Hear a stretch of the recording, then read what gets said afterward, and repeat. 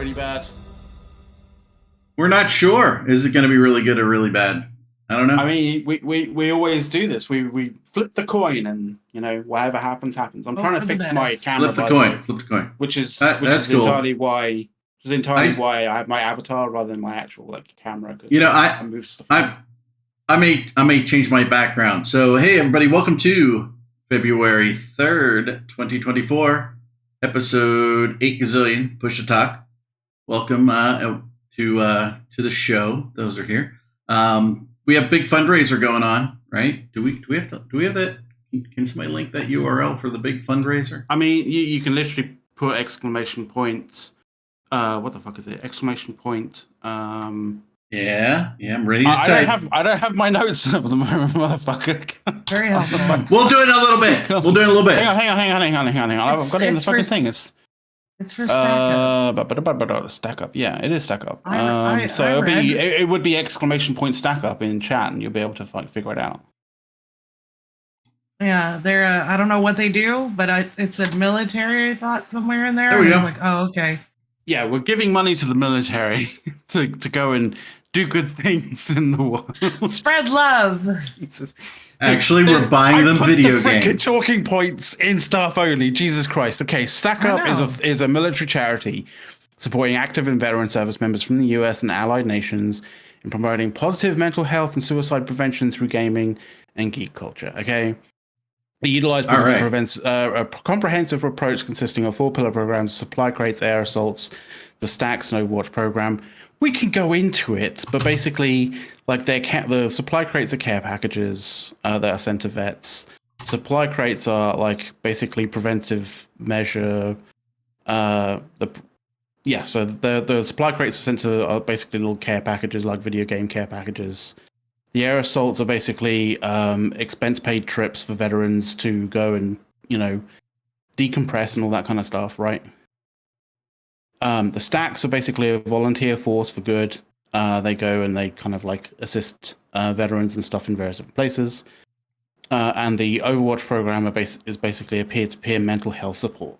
So that's kind of what we're doing. So if you are interested in basically supporting that kind of thing, if you put exclamation point stack up, it'll give you some information about it. There's also a little thing a little further down if you scroll down, and you can kind of support them by charitable donations, and that'd be fantastic if you could. But obviously, don't feel don't feel pressured in doing so. But if you want to support a charity in terms of helping out vets, in a sort of a positive sort of gaming and geek culture way, then consider doing so. Other than that, that's what it is. So yeah, there you go. I shall go back to trying to fix my camera now. So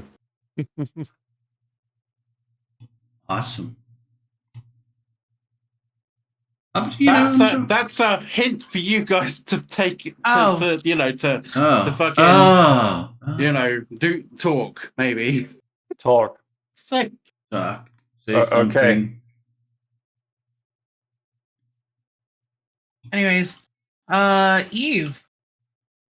There was a big dread fight. Oh, you want to talk about Eve now, do you? Oh, it's the Dawn roll, whatever. I'm gonna go see a movie this afternoon. Here, I'll talk about nothing. Yeah, we're debating between seeing this movie called Scrambled and American Fiction. I'm and I think my mom took my advice and I was like, let's just do American Fiction. It's up for a Best Picture.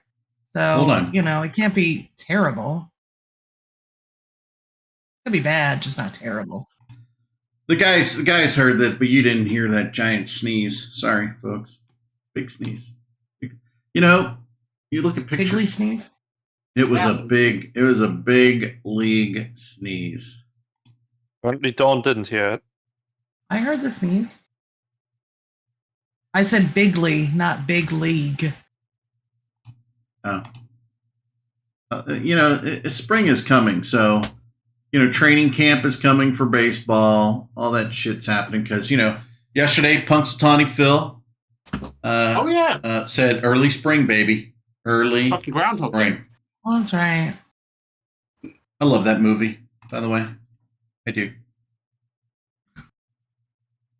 It is a classic movie, and you can put it on repeat, and it's fine. Yeah. By the way, I think that movie broke Bill Murray and Harold Ramis's friendship. By the way, Oof. They had, I forget who's like, obviously everybody knows Bill Murray. Who's the other dude? Harold Ramis. He's the geeky guy in Ghostbusters, tall, thin, geeky guy. Oh, is he the guy who he always ends up fucking punching at the end? Like when he comes out of his hotel room or whatever each day. No. In Ghostbusters. So yeah, Bill Murray and Dan Aykroyd. Harold Ramis is the other guy in Ghostbusters. Yeah, but who does he play in Groundhog Day? He's the director. Oh, right, he's the director. Yeah, and they had very different views on whether it should be more funny or more serious, and I'm not sure. I mean, if you just, I'm not sure who was who. If you just make it serious, then like it just ends up becoming like quite a depressive sort of film. Like the sort of light-hearted aspects of some of it is like helps. Yeah, helps keep it going. Yeah, at least in my opinion. Yeah, and Commander Starscream, I've heard both sides of that coin. Yes, he is. No, he's not. Chevy Chase, people have always said he's a dick to work with. Oh, I gotta. But and I like them both, and it's really sad when people are supposedly dicks to work with. But yeah, always liked him in the Pro-Am. He is out at the Pro-Am at Pebble Beach this year. Bill Murray is. But I do like the stories, if you guys have ever heard of them, of Bill Murray showing up at people's weddings. Have you ever seen that or read any of those? Yeah, he shows up at people, like if there's a wedding in the hotel he's staying in, he always just barges in. And at least the stories that I've read, nobody is unhappy that he barges in.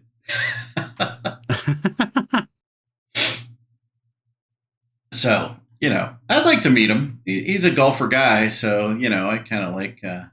And by the way, when he made all his money, he made sure to take care of his brothers, too. So, so he didn't keep it in the family. So, yeah, I don't know. So, yeah, that's what we got. So, I don't know. By the way, my glasses prescription changed. So, at where the screen is from me, it's better when without my glasses. Oh, finally, my actual thing works. Commander Sergeant, what do you mean a Caddyshack reboot? They did a Caddyshack 2, which sucked because none of the original folks were really in it. I can't see Caddyshack without Rodney Dangerfield. And then what's her name passed away, right? The woman who played Lacey Underall. She just recently passed away. Forget her name. Oh. I mean, come on. I mean, the names on something like Lacey Underall. Caddyshack 2 never existed. Oh, it is so bad. Yeah. Woo. Yeah. That'd be, Ducker Z. I don't know. But yeah. I don't know. What else we got? Okay, that's my derailment for the day.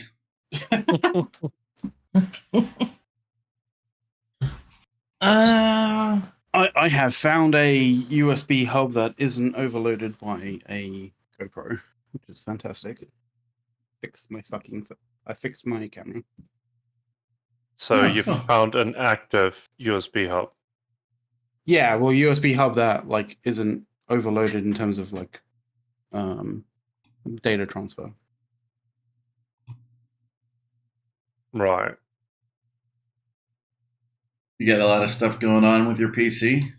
Well, apparently so. Like the Camlink Pro kind of does apparently take up a fair amount of data throughput, so you can't just like stick it into a USB hub that's shared by a bunch of other things. Otherwise, it just goes, it just doesn't play ball. It just decides, nah, fuck you.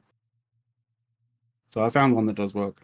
It just required me literally lifting up my old PC and like my stream PC and turning it upside down to look at the underside of it, because that's where the, that's where the I/O is. I gotcha. But it's all good. Like, I've got it now. I just need to rearrange some stuff. Anyway, what's been going on with your in Sothrasil's life? Not much. Wow. How many people? How many PMCs have you killed so far today, or at least this since we went live? Since we went live, none. Yes. None. I have not found anyone yet. I literally, it was funny. I murdered a PMC yesterday. After a big ass firefight with a whole bunch of PMCs. I think I killed the last PMC as a scav, and the guy's name was literally, I fuck rats. Wow. Yeah, Really, he got fucked by a rat. Well, you fuck rats? Well, the terminology in Tarkov is rats are people who basically sit still in bushes and kill people and don't really, do much aside from, basically people who don't walk around and play the game, but just sit in a bush and wait until somebody comes around and just kill, in order to get an easy kill. Some people call rats pretty much anyone who doesn't run around hyperactive. Yeah, like it's Call of Duty, who isn't right? shift Wing and like jumping about like a fucking kangaroo. Yeah, but colloquially, it's people who sit still in a bush, like for most of the round, waiting for an easy kill. I currently have one of the worst quests ever. Oh, is it? Is it? Oh, is it that one that you said previously? No, it's one that used to be a lot easier. It's called Psycho Sniper. You need to get this sniper skill up to 11, which that one's easy now. And you need to kill 5 PMCs with a bolt action without dying.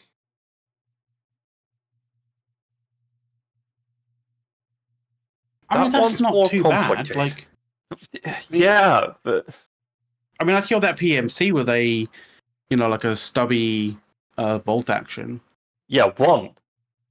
Yeah, I know one. Yeah, do you have to do it all in one round? Yes. Well, not in one raid. But yeah, if you die once, you reset. Oh, okay. Well, that sounds very Tarkov-y. Yeah. I would say associated and connected with the stack up stuff. It is, I hope, the care packages that they don't send like copies of Tarkov, because I think that'll just like that'll just add to the frustration and lack of decompression for those guys. I've heard from veterans that they actually can't play Tarkov because the sounds are way too good. Yeah, I could imagine that. Well, I mean, too good, not too. I mean, too realistic. Yeah. Yeah. But like positional audio in Tarkov, yeah, that's. It's pretty good now. Yeah, to some degree. In most instances, there are areas that it's kind of fucked. It's more about gun sounds and explosions, stuff like that. That's what I mean, like realism wise, yeah. Anyway, hey Tam Tam. We are just randomly discussing random things. I kind of feel like we want to, like we really should at some point get into the whole CSM summit, like talking point kind of stuff. And yeah, thanks for the raid as well, Hazarded. Should we now? Well, I mean, so the one aspect that I thought was fucking aggravating was there doesn't seem to be a specific faction warfare bit to it. So I don't know how much that irks you or anyone here or anyone watching, but it irks me. Well, put it that way.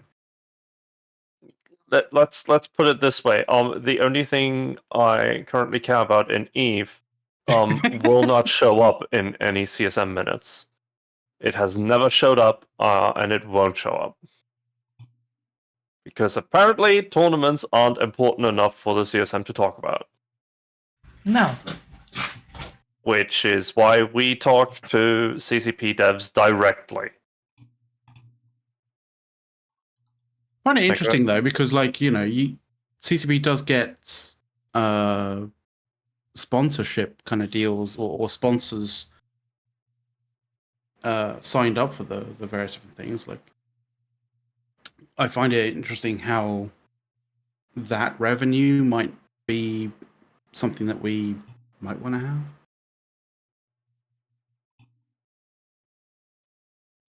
Have I lost? Yeah, can you still hear me? No, you're gone. I mean, I don't know, because like my thing just basically my video ninja just basically said like, oh, I don't have an internet connection. So I'm like, what the fuck? We can hear you. We just can't see you anymore. Who needs to see them? I mean, really. I mean, I can't really complain too much.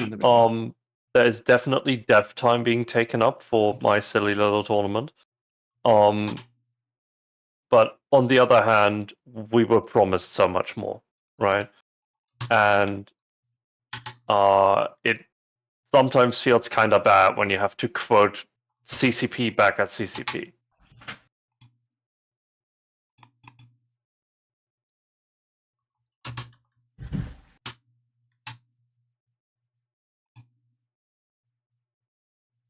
So quiet.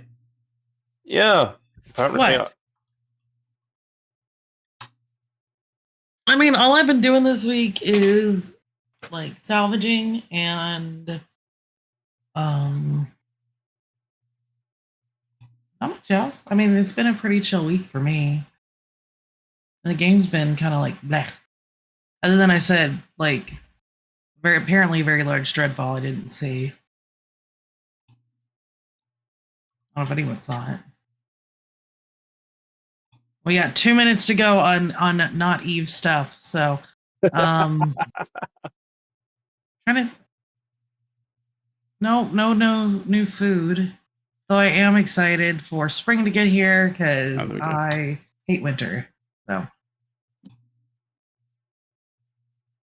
great when you don't realize that you muted yourself. Oh, have you been just talking this whole time like an idiot? Yes. Are you like, God, Don, you such a bitch interrupting me. Shut the fuck up. I was actually like, Dawn's actually being really kind of, strong with her opinions and just basically just talking straight over me. Fantastic.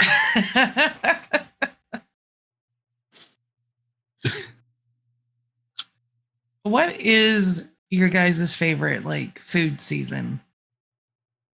Because like, obviously, what do you mean food season? Help me understand. So fall I can tell you what, has its specific foods, right? No. And then winter has their foods.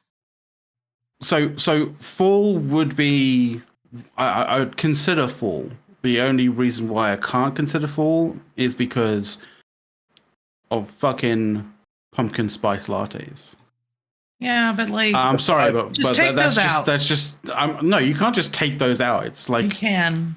I'd like to live in a world without pumpkin spice lattes, but apparently, unfortunately, Mac, I can't.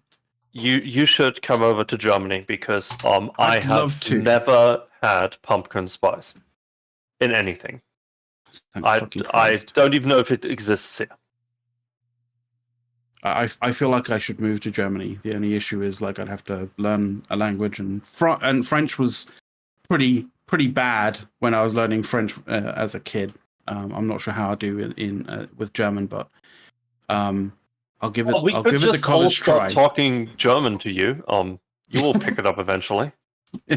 Well, yeah, I think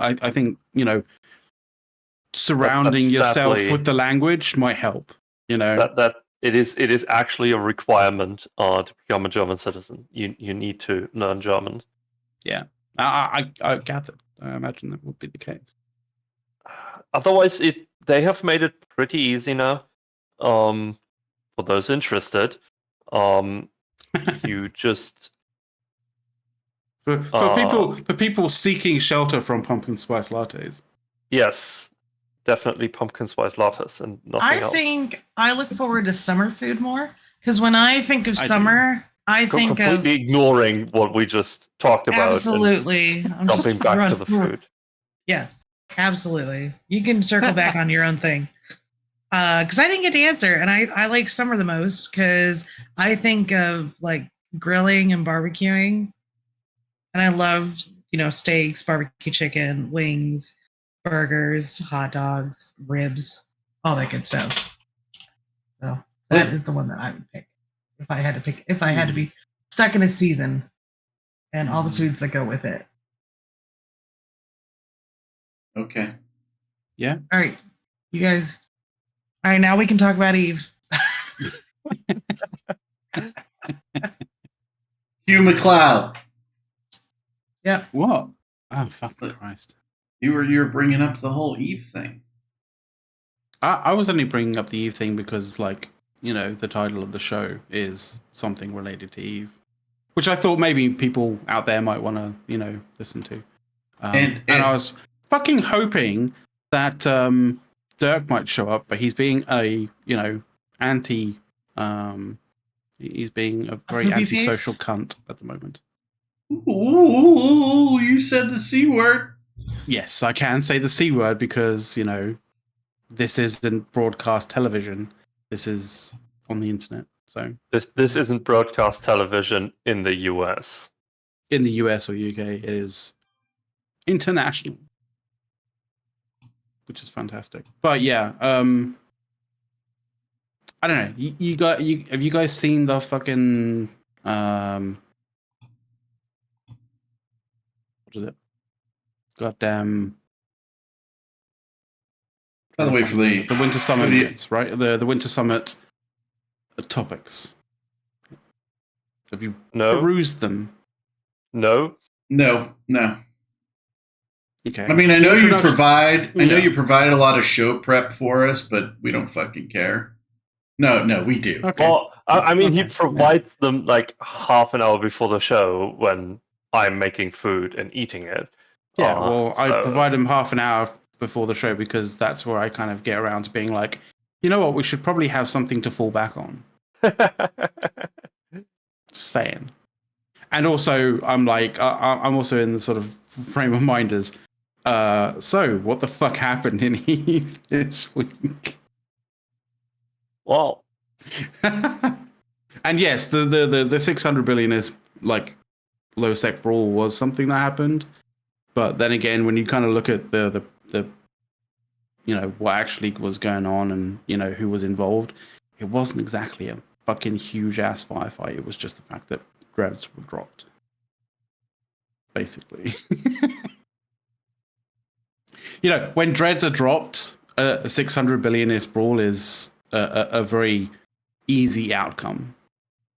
I'm just saying. Just saying? Yeah, I'm just saying. A 600 billion-ish brawl is fairly easy to get to when you drop dreads. There you go. Yeah. I mean, if I'm wrong, fucking tell me. But I don't seem to be. Like, we're only talking about 150 people on one side. And if my fucking screen could go... 153 people on one side, 121 people on the other side. With like 26, 27 people like third partying and, accidentally wandering into the wrong fucking grid at the wrong time. This is not exactly that many people.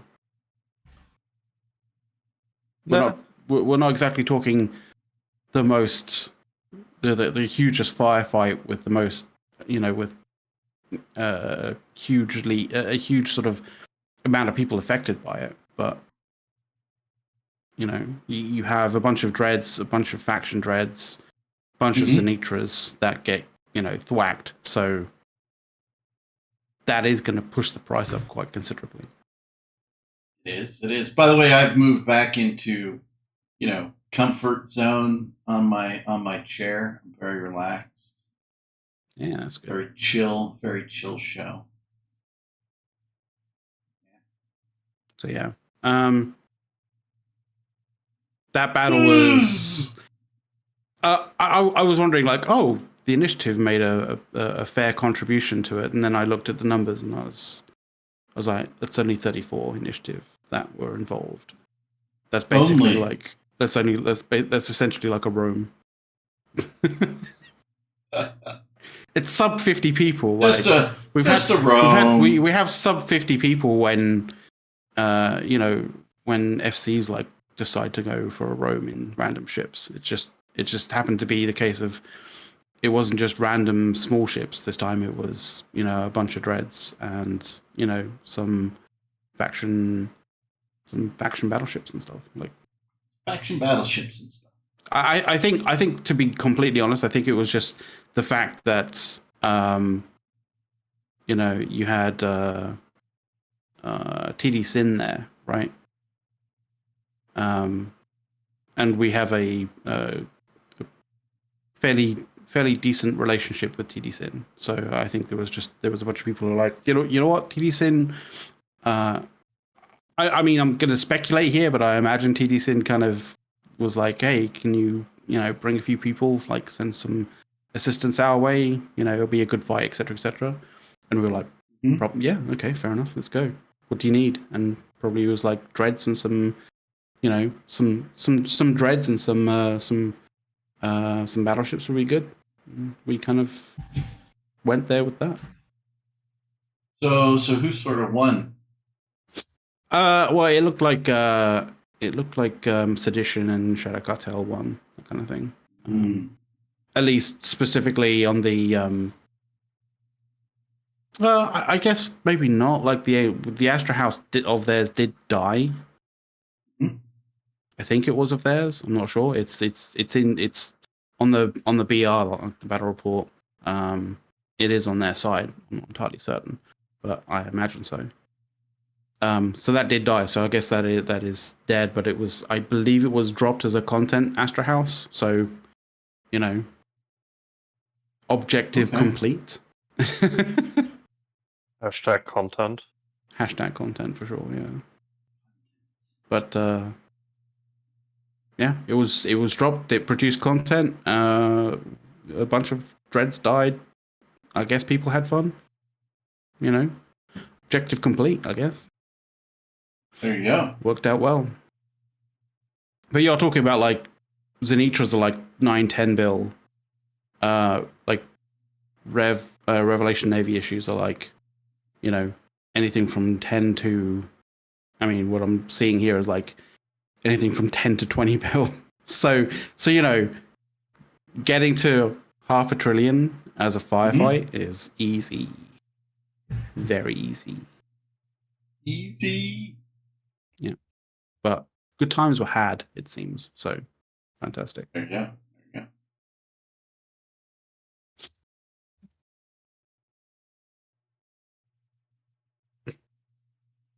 Anybody else want to have a fucking conversation about this? Do we want to go back? Like, I mean, to be fair, Dawn brought it up about the fact that there was a brawl there. So, like, you know. You linked it, okay? So clearly it was important to you. I mean, it's pretty much on point, right? Why have dreads if you are not going to use them? So, yeah, nice that they had. You missed the kind of thing that the preamble that I put before it. You know, stuff that we can possibly talk about today. If you want to add to it or talk about something different, go for it. Just giving options for the show. Like, you guys need to fucking switch on. Come on, Jesus Christ. Well, I'm kind of reading, you know, some of this bullshit going on. The CSM 18 winter summit stuff. To be fair, like, you know, this weekend we are doing more than Meta Show are doing because apparently Brisk can't be asked to turn up today. I don't know what that's all about. Mark Resurrectus. At least Mark has a fucking decent excuse, right? At least Mark has a decent fucking excuse. Oh, by the way, I'm traveling to Iceland because I'm a member of the CSM and I've got a fucking CSM summit, which is also one of the reasons why I thought maybe talking about the CSM summit, like talking points or topics might be, a salient thing to do this weekend as such. But Brisk's just doing stuff, I guess. Doing things. I guess he's being a human being. Or people something. have lives. People have lives, but it's 1 hour out of an entire week. Oh, yeah. Well, they do actually prepare their shows, so. What? They put effort into it? Well, I mean, is that this recipe for success? They do when they actually do the show, I might add. But if they're not doing a show, then they don't do any prep for the show. Because what's the fucking point of doing a prep for a show that you're not going to do? Right? Are you saying Brisk is almost as bad as Dirk?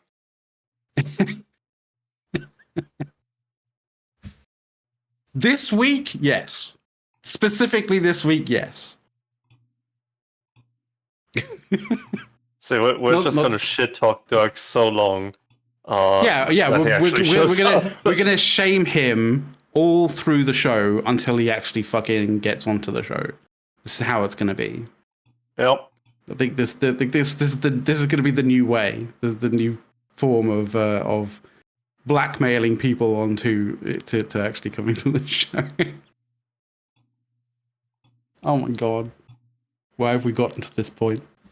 I have no idea.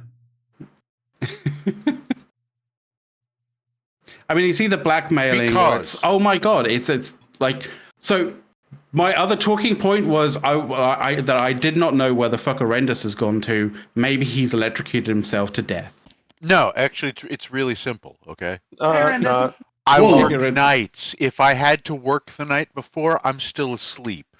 That's... See, I could have told you because I keep seeing Horrendous commenting on the webcomic we both read. So I could have told you he's still alive. Oh, okay. What's the webcomic? We can't say on Twitch. Oh, okay. Sorry. The last webcomic that I followed was User Friendly, and I miss User Friendly. I thought that shit was hilarious. If you really want to know, then I guess this one's pretty user friendly. That's one way of saying it. By the way, since we talk about web comics and I mentioned user friendly, if anybody used to watch user friendly, right? There was the little Reed. Sorry. They had I'm just staring at the screen, but it's not moving. Fundamentally didn't understand what a webcomic is. It's okay. So they had this little, black ball called Dust Puppy, right? Oh God, Dust Puppy. And Dust Puppy, just moved everywhere, right? I swear to God, okay? Like it was last week. It was like Monday or Tuesday. Now, we have a white tile flooring in our entryway, right?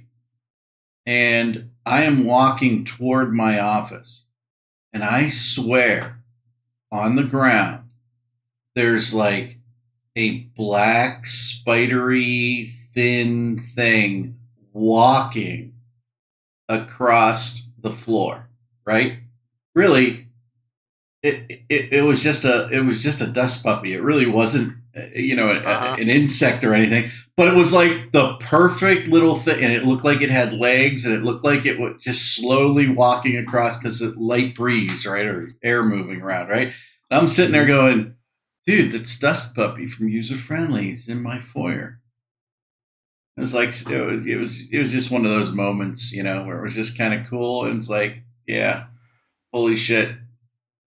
Now, where'd the Dust Puppy come from? That's bad. We can't have Dust Puppies in the house. house. But it was like really cool. It was like super slow. It's like, I swear the thing is walking, because it wasn't like little. It was like, looked like Dust Puppy. It was crazy. One of the sort of revelations that I found is apparently anything. This might sound a little bit, depending on your perspective on life. Anything phallic shaped and green, so basically like a cucumber, would like freaks the living shit out of cats. And I don't know whether you've experienced this, Horrendous, but apparently, to some degree, cats, if they haven't clocked it, and it's quite close to them, they freak out like it's a snake or something. I've seen that. Yeah. Yeah. I have not. It's slightly hilarious, but I imagine if you're a cat lover or a cat owner, you probably think it's abusive in some way, shape, or form. But yeah, it's both. I want to go get a cat now and look, test this out. Having a cat is abusive. Okay. Yeah, to yourself. So you might as well abuse the cat too. But it's a two-way street at the end of the day. Only in harmless, funny ways. Yes. Yeah. I am not advocating animal abuse. We cat owners call that payback. I grew up with a cat. We cat owners call that, shut the fuck up, you've gotten your food. See, I have a completely different cat experience. I grew up with a cat, and she was cool. We liked our cat. In fact, really the cat... really chilled out cat. I will, yeah, go ahead. I will be completely honest, okay? So, I have had cats all my life, all right? Mm-hmm. And we had a cat in the backyard that we could not catch. So for a period of, and after like maybe 8 years, she caught something like disease-wise that was running through the neighborhood. And that was that. But for a period of like 20 years, we had her children and grandchildren here. And they were all fine. They were all wonderful. They were great. They were as chill as you could possibly ask. They all knew how to go out and get their own food if they wanted it. They didn't have to because, we fed our cats, but like did they bring it in and present it to you like a gift? No, very much not. Oh, fantastic. Like they did that. They did that a few times with stuff on the back porch, right? Eventually, it got to the point where they would leave just the tails of squirrels back there. It's just actual trophies, which would then get a string tied around the base and connected up to a stick to become a cat toy.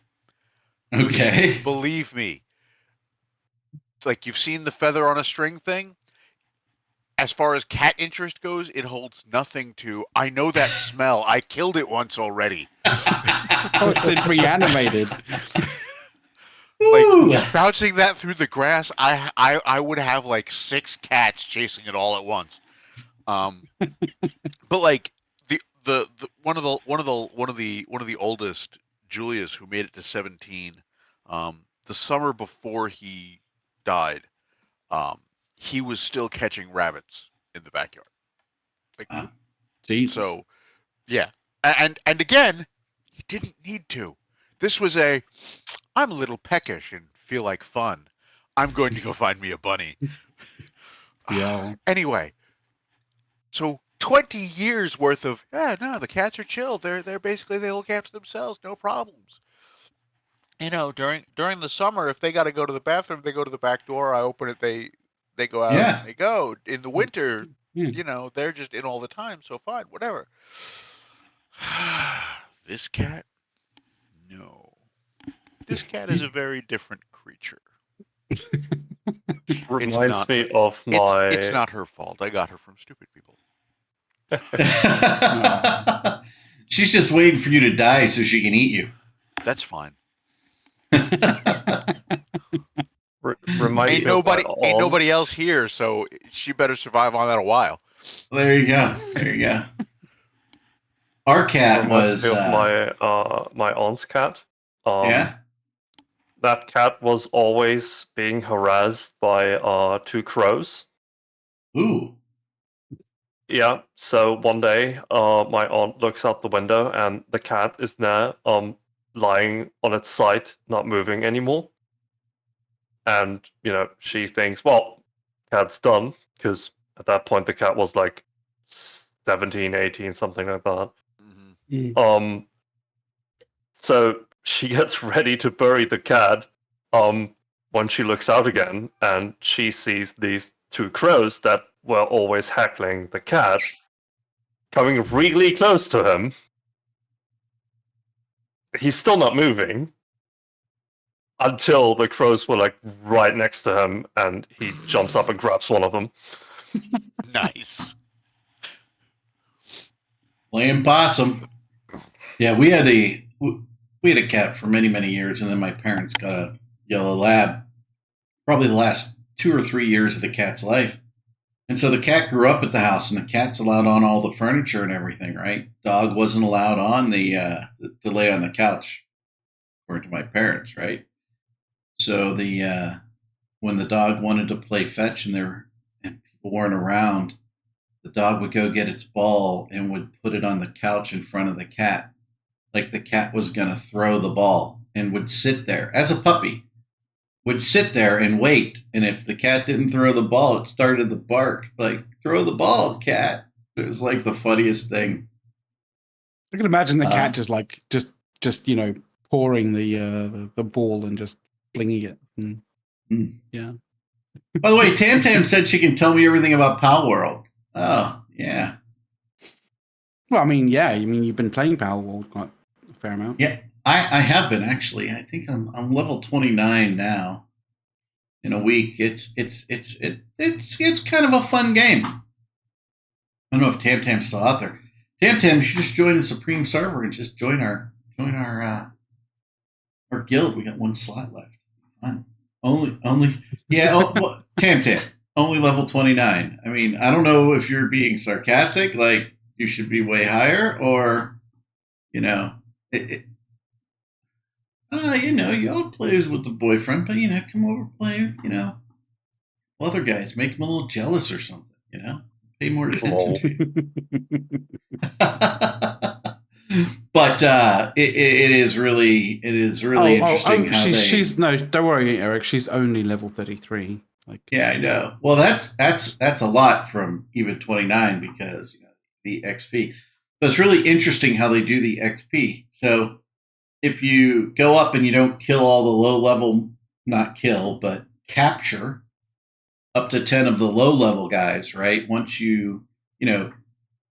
capturing a level 30 could be as valuable as capturing like a level 1 monster. Okay. It's interesting. And the best way to do it is not killing them, but capturing them. But you're only allowed to capture 10 of each type for it to count for experience, right? So it gets very interesting. Probably the biggest pain in the ass in the game is to do certain things. You do need things like bones. Bones are really hard to get. I think Tam Tam, you can tell me. So and I have a yeah, go ahead. So iron. I've kind of developed a bit of a hate for the Perpetual Forever, like Sisyphus style, continually like pushing a boulder up a hill mechanics that seem to permeate MMOs these days. I don't know. I have a visceral hatred of it at this point. Well, there are some things that are really nice. I got right? that quest in ESO the other day. Push a boulder up. No, I'm just kidding. I don't even play ESO these days. No, I mean, there's some interesting things, McLeod, related to breeding and, finding eggs and some other things, right? But, Whoa. What? Interesting things McLeod related to breeding? No. Let's No, not. No, I kind of missed that. Like, what the fuck was that about? Like, No. I was talking like to What McLeod. level is that on, and how do I avoid it? Thank you for pointing that out, Arrowenders. That went straight over my head. No, I was Like, I was speaking directly to McLeod on the mechanic. Oh, okay. Okay. So I mean, It's Jesus. We want to breed an Anubis because it's a really good thing to have at your base, and they're hard to find. But you don't take a male and female Anubis and have them create an egg. You use an Anubis and another character. I forget which one. And maybe you have a 25% chance of getting one of 4 different things, right? So this is sounding less. This is sounding like this game sounds like it's a nexus point between Pokemon, Arc, and Rust. I think it is. I think that's the intent. Yeah. Yeah. The biggest challenge we've seen is getting enough bones to make cement for certain things, and getting enough. You need bones for cement. Iron, okay. Yeah, you need bones to make cement, and iron to make the capture balls, right? So grim fucking cement.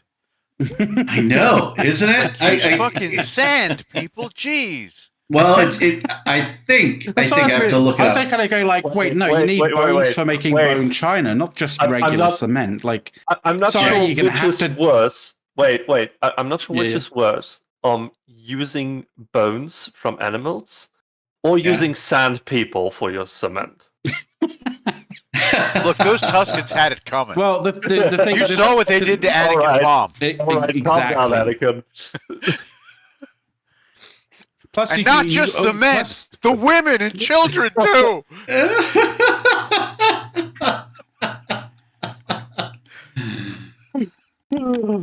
Oh, Jesus. I saw an interesting Star Wars and Star Trek memes now that we brought up Star Wars, right?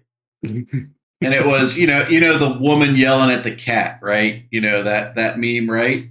The woman's yelling. She goes, Star Wars is better than Star Trek. And the cat goes,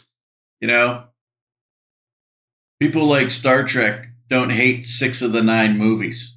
So, yeah. But kind of 6 of the 9 shows. I'm sorry. I'm sorry, Eric. Does that meme ignore the 30-year existence of, quote, even-numbered Star Treks don't suck? Hey, I'm just telling you the meme. I'm not advocating. I know, but I mean, let's face it. That meme is significantly older. Yeah, but was Undiscovered? Oh shit! Was Undiscovered Country even or odd? 6. Undiscovered. I think I need to. I think I need to come in here and point out that Stargate is better than both of them. I never got into Stargate. I'm sorry. What's more, Mac? First Contact is number 8. Oh, shit. It doesn't break until Nemesis. Generations you get was what? or whichever one was third for the next gen movies. Not counting Generations not as a next gen movie but as a hybrid thing. Whichever one there's was always exceptions to the rule. Right. Well, no, I mean whichever one was the last next gen movie. I don't remember if it was Nemesis or Insurrection, but that was the one that broke the even numbered Star Trek don't suck. Ah, right, okay. Yeah, and I was going to say, I remember or recall at the time that I actually liked Undiscovered Country. Yeah, Undiscovered Country is good. It was good. Yeah. Then lens flares happened, and we thought this can't get any worse. Appeared. A lens flare occurred. Abrams appeared, and Christ. Yeah, it's like the bat signal. What's funny is it kind of reverses for the JJ stuff. Because the first one was good. The first one was a refreshing. The first one is number 11 and doesn't suck. Yeah. And then number 12 and then sucks. And then Beyond is actually the best of the trilogy, but you know, the grosses were already so low that nobody cared. what was the shit? What? I now need to find the list of all the Star Trek films. Well, you've got. I would I'm say there thinking like, picture. if you compare all Then three, I don't know. I don't know whether I enjoyed Beyond. To be completely honest. It was definitely better than Into Darkness. yeah, anything was. There were still some bits of it that were very much a, well, this is the new Star Trek 3. We have to destroy the Enterprise. You know, but yeah. Star Trek 3 wasn't great, but it wasn't nearly as bad as people made it out to be at the time. What was it, 3 or 2 where they were fighting on the station at the end? I think it was 3. That was 3 for the JJ stuff, yeah. Okay, I didn't like that bit. That was kind of dumb. Yeah. But all of that was better than Discovery. Mm-hmm.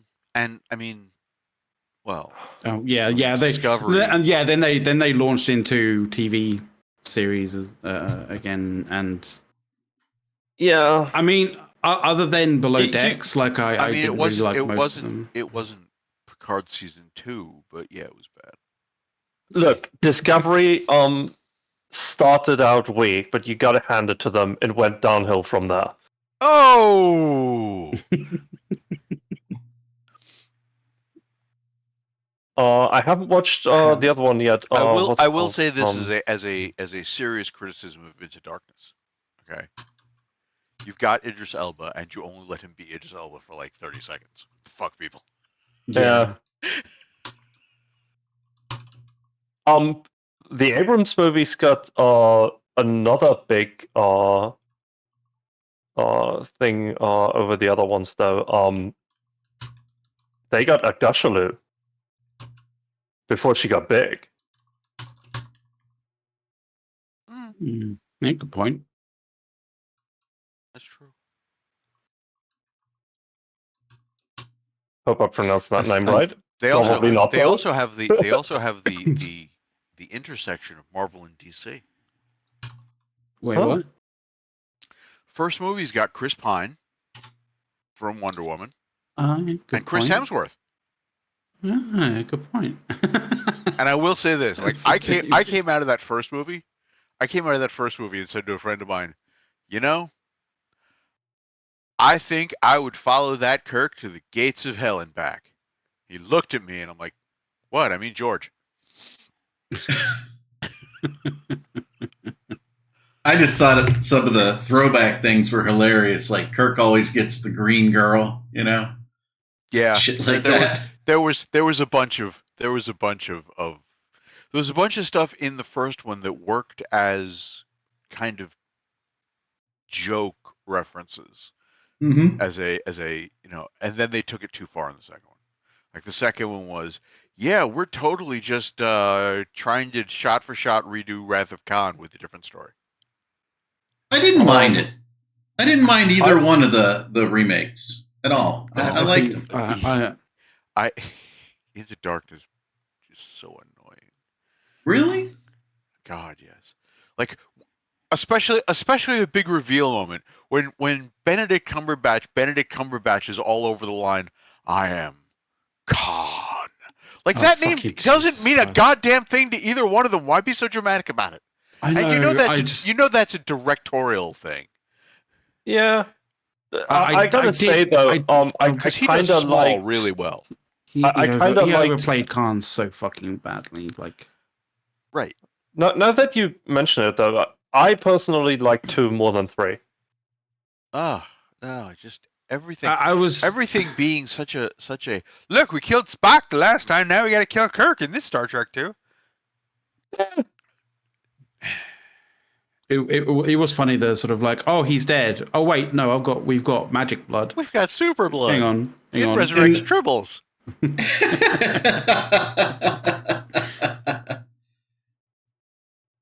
Maybe it's because I I never cared much for the original movies up until Next Gen.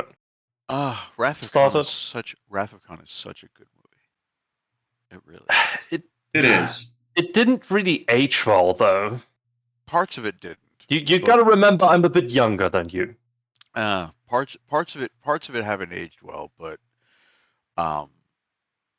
like as far as Star Trek goes, like when Wrath of Khan came out, that was like 100% a game changer, because Star Trek hadn't been seen as like anything really cinematic before that, and then they did the motion picture, which was mega cinematic, and it looked like they were trying to be Arthur C. Clarke.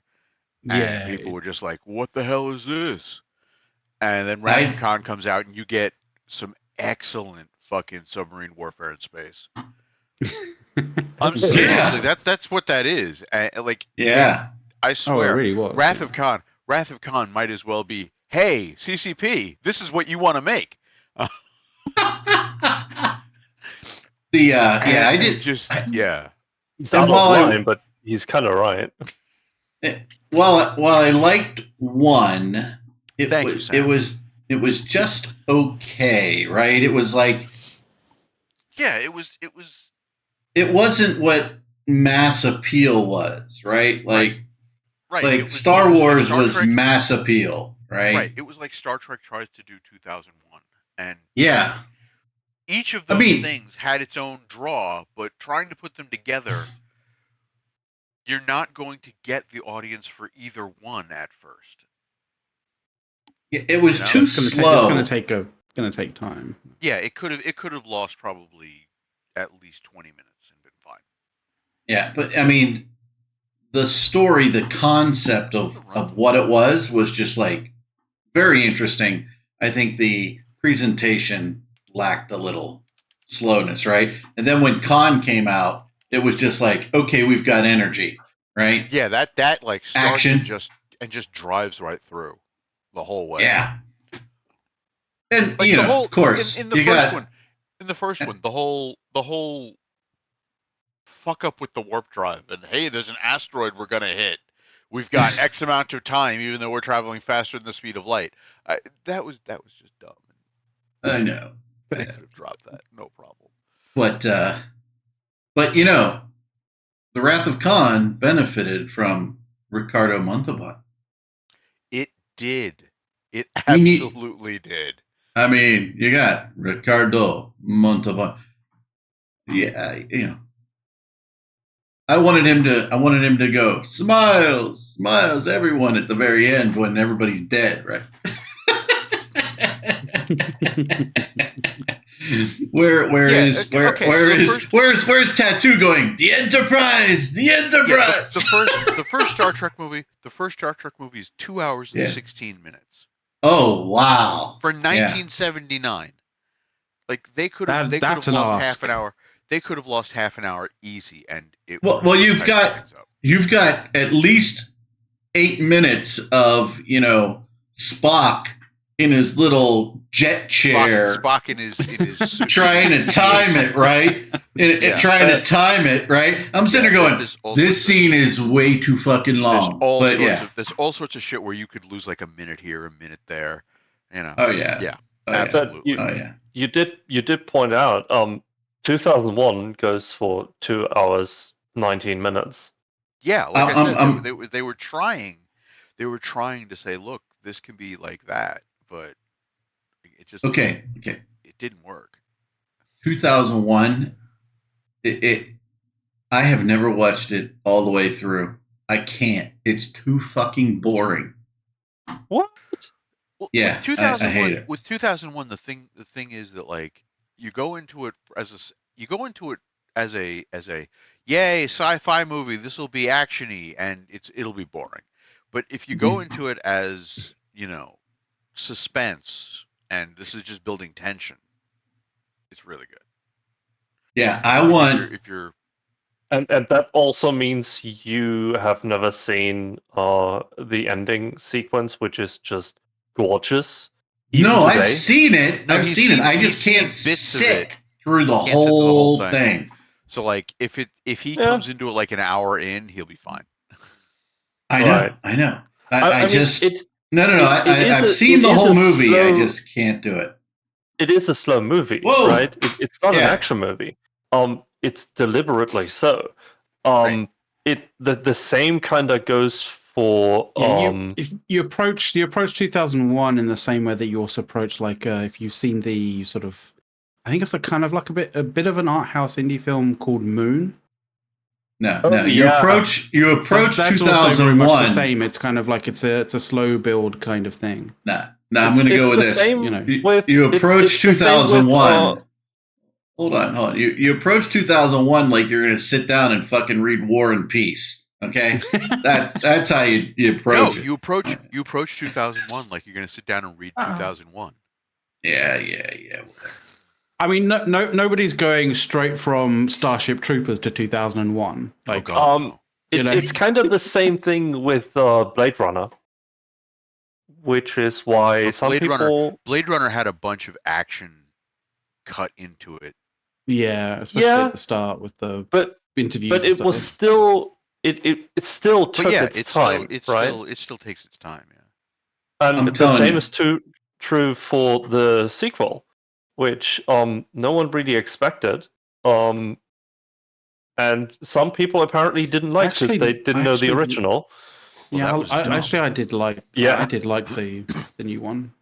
We could make an action-packed movie of Eve, and it would be fun. I think nobody would know the fucking characters, and we have to explain them all. The new one doesn't have that. The new one doesn't have that kind of like eccentric 80s vibe that the old one did. If you know what I mean?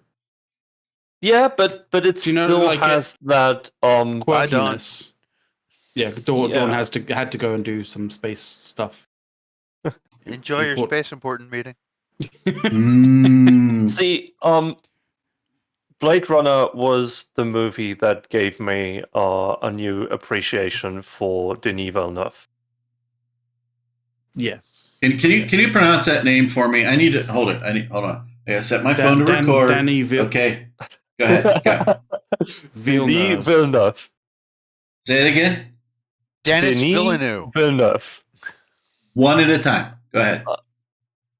Oh, come on.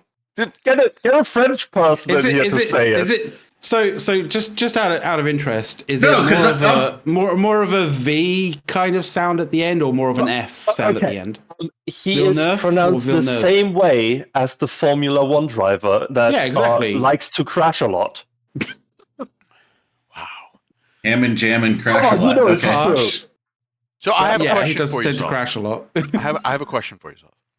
Yeah. How do you feel about Lewis Hamilton going to Ferrari? I have no opinion. I haven't watched F1 since I was a kid. Unless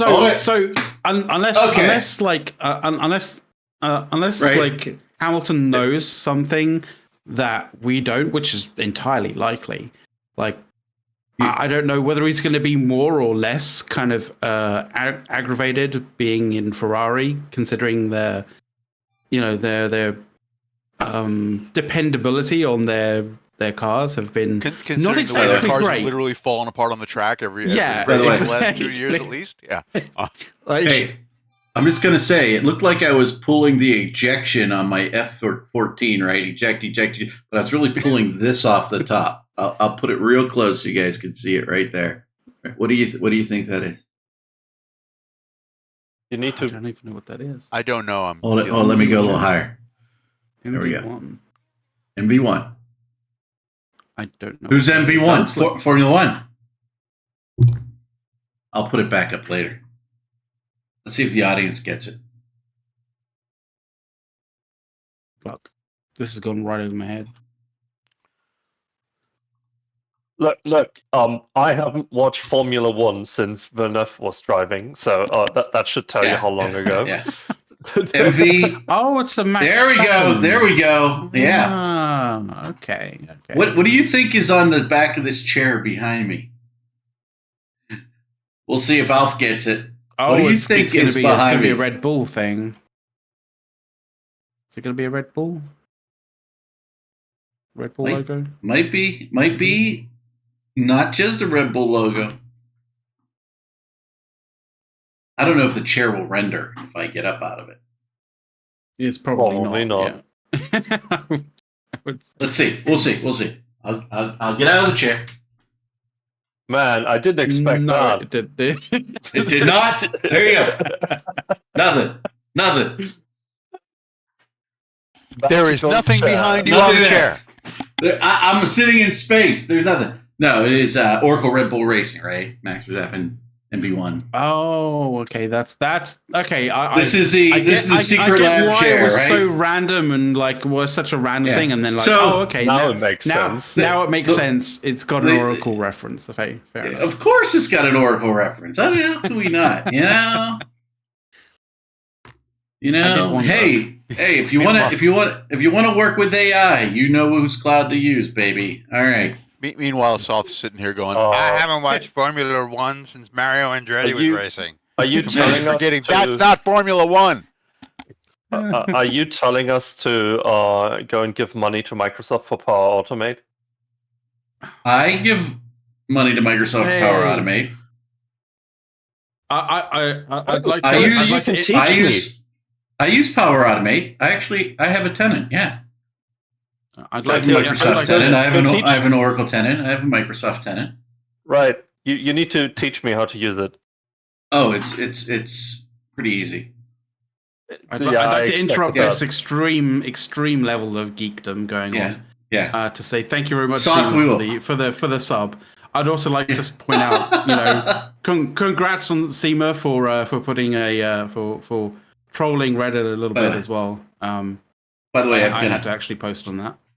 I have to get up. I have to snap my MV1 back on the top of my chair. Why they decided to put that on the chair, I don't know. Okay. All right, we're back. We're back. Live shot. Look at that. Just fucking arm. It's weird. There we go. Boom. Okay. Anyway. They didn't Power Automate the chair construction. Power Automate is Microsoft, not Oracle. Although, Microsoft might be using a lot of Oracle hate. Actually, Microsoft might be using a lot of AI out of Oracle's cloud, though. So, yeah. Oh, okay. I retract my previous. Yeah, if you watch, if you read Cloud Wars at all, it's super interesting. And Power Automate also has an AI interface in it too, if you choose to use it. Yep. But yeah, things I don't know, but probably won't ever use in any point in my life. Yeah, I use Power Automate to actually edit certain Exchange or not Exchange, certain Excel files that I have uploaded to a SharePoint I own. And it edits the file, and then takes it, and then it imports it into an Oracle database. Power Automate on Microsoft. It is a bit expensive for regular people just playing around with it. Because what's the basic license is what, like $150? No, the basic license there's a basic license that's if you have I'd have to see what the 150 if you want it to work in a bot format automatically on your PC. However, there's no charge for it in your tenancy if it's operating in your tenancy, right? Okay. So let's say this is the geek section of the show. Basically, let's say you have a Microsoft tenancy, you have SharePoint up there, and you upload a file to SharePoint, and you just want to take this file and ingest it into a database. Yeah, okay? but then you need SharePoint, which means you're paying for 365. Yeah, but it's like $7 a month. Yep. Okay, so it's $7 a month, and you get SharePoint and everything, right? But let's just say, for $7 a month, you could have Power Automate and everything in your tenancy Exchange, you have an Exchange server, you have all this stuff. And basically, if you're getting a file via email or you're uploading it to SharePoint, there's all kinds of things you can do. You can take that file and throw it into a database or whatever you want. Now, I do the 150 because I have files that are local on one of my PCs here in the office. So I do the Excel editing and everything of files, as well as some files I don't Excel edit, right? And I do take those and I do import them into, I actually have multiple files, some in Microsoft's cloud, some locally on the PC. I take these files, I manipulate them, I actually upload them into Oracle's OCI cloud and then ingest them into a database, which also has a front end on top of it using Oracle's Apex, which is a great. By the way, that you can get an OCI thing, Software for free in Oracle's cloud and have a development environment and do all kinds of things. But their Apex product pretty much lets you do anything you want with database data and present it. And we do statistical analysis on the data in those files and create graphs and everything. It's pretty cool. We're kind of locked into Microsoft SQL because of the third-party program we use. Yeah, depending on how you can. Yeah, well, Microsoft has free things too in development environments. I mean, you can do all kinds of things. I just recently ran into, we've been starting to use Power Automate. Okay. And we kind of ran out of AI builder points, which is a fun thing. Because you buy the AI builder pack for like $150 and you get 5,000 points. And those 5,000 points last you for like 2 weeks or something. Well, and then they're like, oh yeah, you can buy this other pack that's like $500 and you get 1,000,000 points. Well, that's how they're paying for the charges into the AI infrastructure, right? Yeah. I don't use the AI part of Power Automate. I just okay, I'm going to build this, do it, right? Yeah, we are though. So yeah, I find the classic drug dealer style, sales tactics. Yeah. It right? is it not right? Is it or is it not? The thing is, definitely though, is. Here's a sample for you to really get your taste on it. Like, and oh, by the way, we sell a really big pack for a lot of money. But if you look at the Cloud Wars and all that stuff, I mean, Microsoft is really at this point in time, while AWS is clearly the biggest cloud, right? It's the biggest cloud. It is not ranked as the number one cloud, right? I mean, if you're looking at the rankings, AWS is actually ranked number 3. Both Google and Microsoft are ranked ahead of it, right? Oracle's in 4th place in cloud. But what's interesting is, AWS's cloud is growing. It is really slid down in growth, right? The last several quarters, they've only been around 12% growth, where all the other clouds are 25% growth or higher consistently for over a year, like a year and a half each of them. And they're not going to slow down. The problem is AWS is a first-gen cloud, right? Microsoft, Google, and Oracle are all second, third-gen cloud technology at this point, right? So, I mean, when you look at it, and by the way, I mean, if you look at pricing across them, it really gets interesting. I'm not going to go into it, but like I said, anybody out there who wants to play with the Oracle database, right? Not have to patch it, not have to install it, not any of that stuff. Go to Oracle's cloud, right? And you can get a free account. You can get to 2 databases and 2 compute servers actually free forever. Up all the time. Just provision them. Boom, they're there. You have your own little Linux box out there. Do whatever you want, right? Ooh. And you actually have an Oracle data. Can you run Python on it? I run Python on both of my compute nodes that I have for free. Yeah. I should put the Anger Game stuff on that. You could. Because I have it currently on my actual local PC. The Oh yeah, database and everything. And by the way, you can make it publicly available. You can do all that kind of stuff. You pick whether you want a publicly routable IP and all that stuff. That's cool. So, I mean, we can talk after the show, Soth. I mean, it's really pretty easy. So,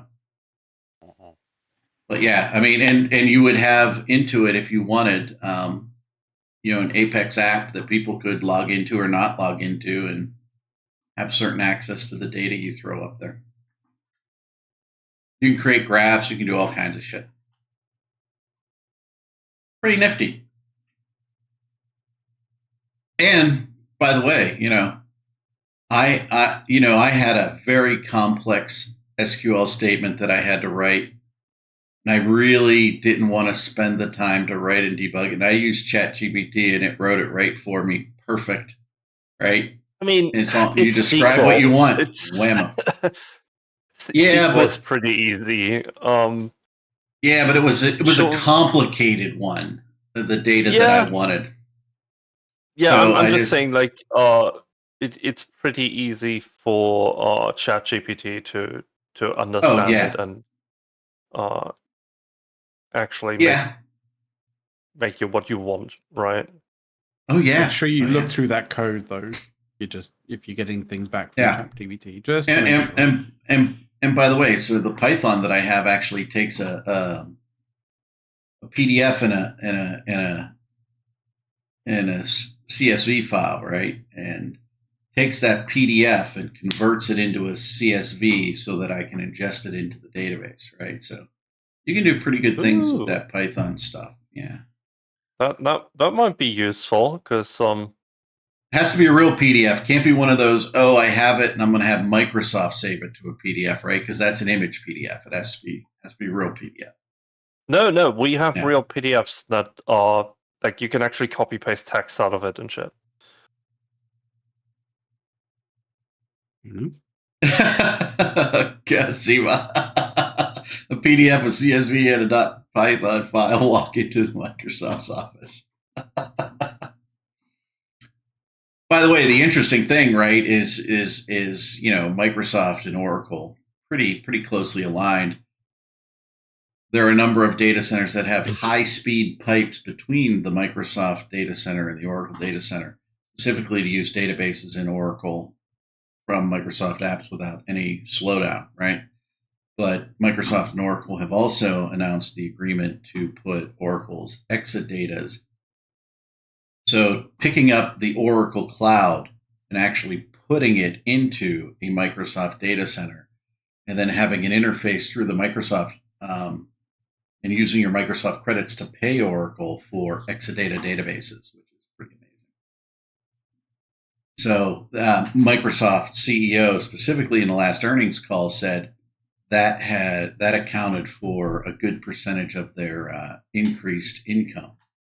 And that feeds both companies. So it's going to be very interesting to see how that pans out for those who know Exadata and Oracle and things of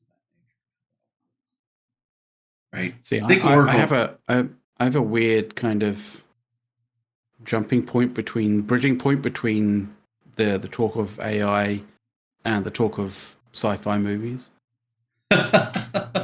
What's interesting, though, is the AI. Where AI is going to go is it's the integration into existing apps that you already know and love, right? That's the big thing that you're going to see. People using that to differentiate their applications. And I particularly think it's going to happen in the analytics space, right?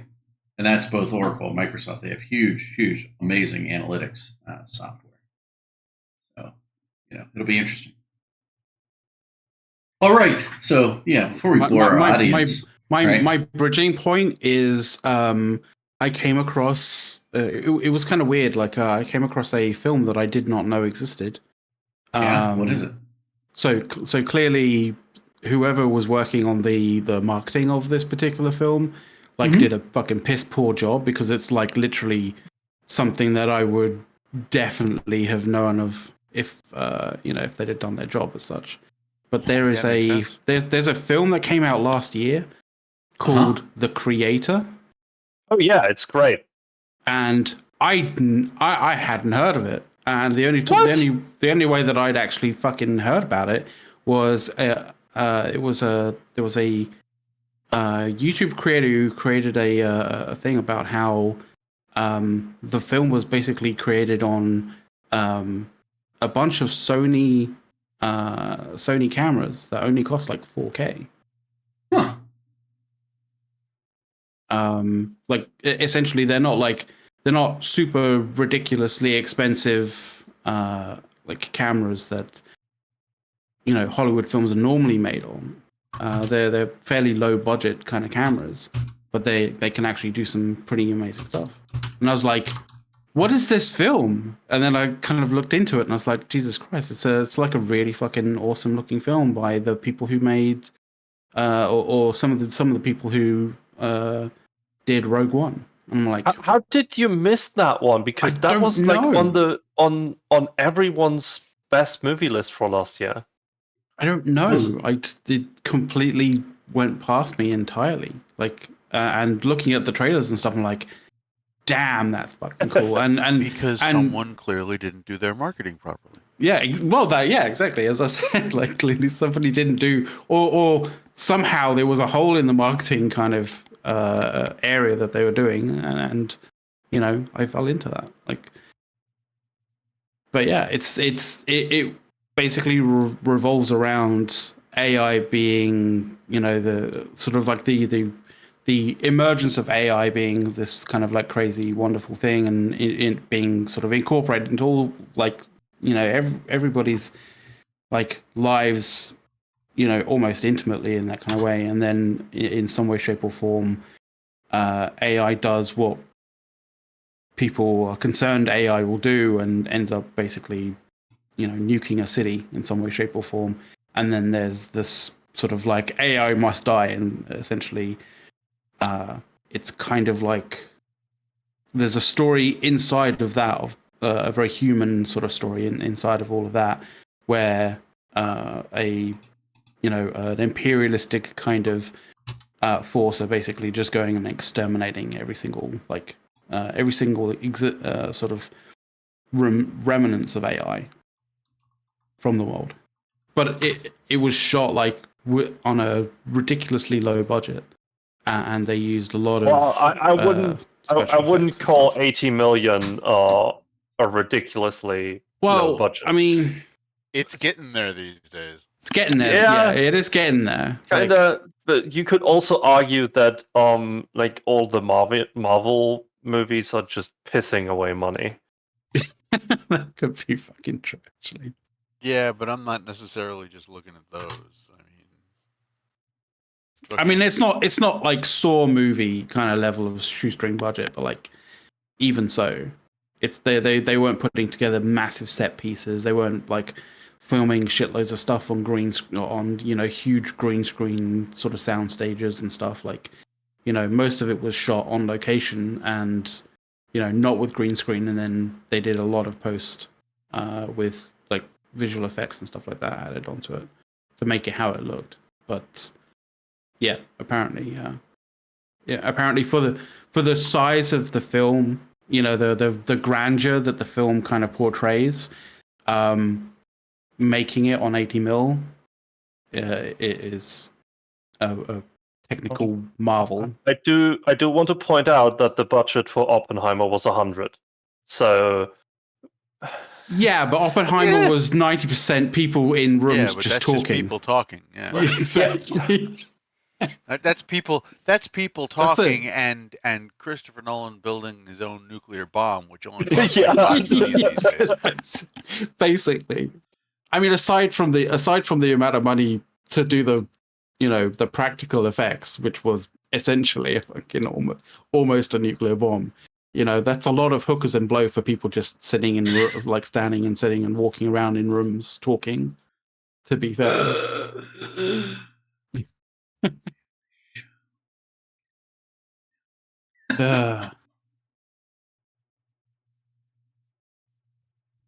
But yeah, I hadn't heard of the creator, and when I did, I was like, Jesus Christ, how did I miss this? For all the people who haven't heard of the creator, go watch it. Yeah, Yeah, by the way, I had not heard of it. So it sounds definitely very creative. It tackles some, some interesting topics in terms of, what constitutes intelligence, and if artificial intelligence is intelligence, does it have is there a case to be made that it should exist for the sake of its own intelligence or such, like for the sake of it existing on its own. It kind of does that kind everything. Of stuff. Like there's a lot of there's sort of humanist elements to it, and you could say it does everything iRobot wanted to do. yeah. By the way, I'm preparing for one last thing. I'm going to have a good one. Well, hang on a second now, South. All right. If we're going to go by that metric, then there's only one question we need to ask, because it's really all that iRobot was trying to do. How much money did it make? What, iRobot or no, the creator? Because let's face it, I've seen iRobot. I know there was only one thing they were looking to do. I mean, iRobot wasn't a bad movie, right? It wasn't a bad movie, but it was a terrible adaptation. Yeah. So the creator apparently got into three figures in terms of three-figure millions for its box office. Yeah, 114 is what IMDb is saying. All right. So not bad. Yeah. It's not kind of a bit of a letdown for a movie that's actually great.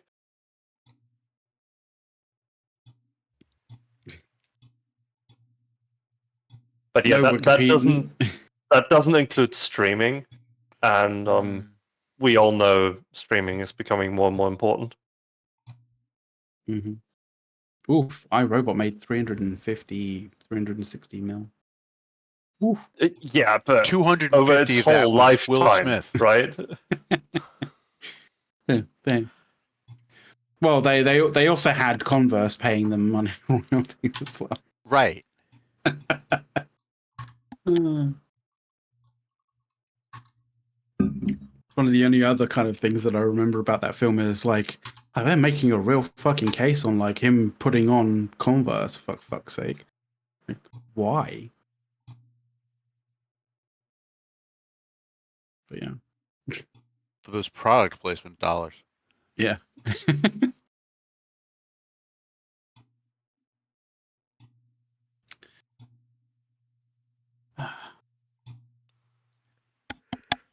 Well done. And relax. You want to tell us about any of those CSM minutes, or didn't you read them yourself? I mean, there's no CSM minutes because the summit hasn't occurred yet. This week. Yeah. Oh, right. But we could talk about yes. Let's talk about those. Let's talk about those minutes. So, on page 12, we have this really interesting exchange where we learn nothing, including who is actually speaking. I mean, that could I'm calling it right now. Yeah, that could very well be true.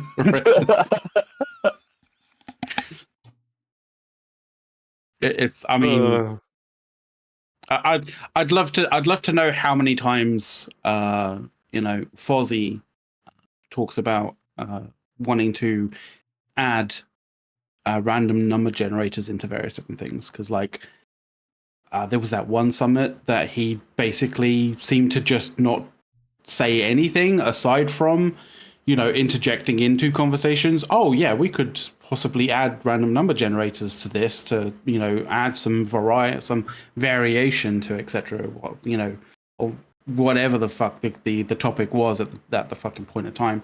And I think at one point I was totaling up how many times that he was mentioning adding RNG fucking generators to stuff, and I was starting to get really fucking irate about that shit.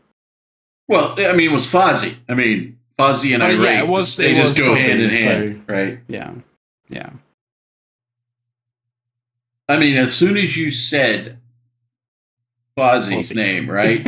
I was like, yeah. So, okay. You know what? I got to put my little thing on my finger to check my blood pressure. So, make sure how's my pulse doing. I'm sitting there going, nothing raises the hackles on the back of my neck. Like, 2 words: Fozzie or Hilmar. Come on, just drives me nuts. Hilmar at this point is so much more worse in that regard, but Fozzie, yeah. I got to chat to him a little bit at Eve London, like way the fuck back in time. Sort of what was it, like fucking 3-4 years ago, 4-5 years ago, something like that. Can't fucking remember. Quite when Eve London was like the during the world tour, right? The Eve World Tour thing. But he was much more, he knows how to explain his how he feels, how he sort of approaches the game in a much more understandable kind of way than when it's just put down black and white on some random dev blog and such, or in meeting minutes. So yeah. I'm interested in breaking apart those meeting minutes when they actually do occur, but like it's going to take some time. Yep, it will be. We did have a little patch that, as far as I understand it, increased taxes. Oh, there was a tax increase, yeah, but like that's actually a good thing. Eventually, as far as I know, not according to Kenneth Feld. Well, actually, the thing is, you have to understand. Really you have to understand that Kenneth Feld. The way that you have to approach the game is. Then. So yeah, exactly. This is the thing. Like when you approach the game from the stance of, is it good? Then you have to, if you find a Kenneth Feld saying something, then the opposite of what he says is probably good for the game. That's how it works. Kenneth.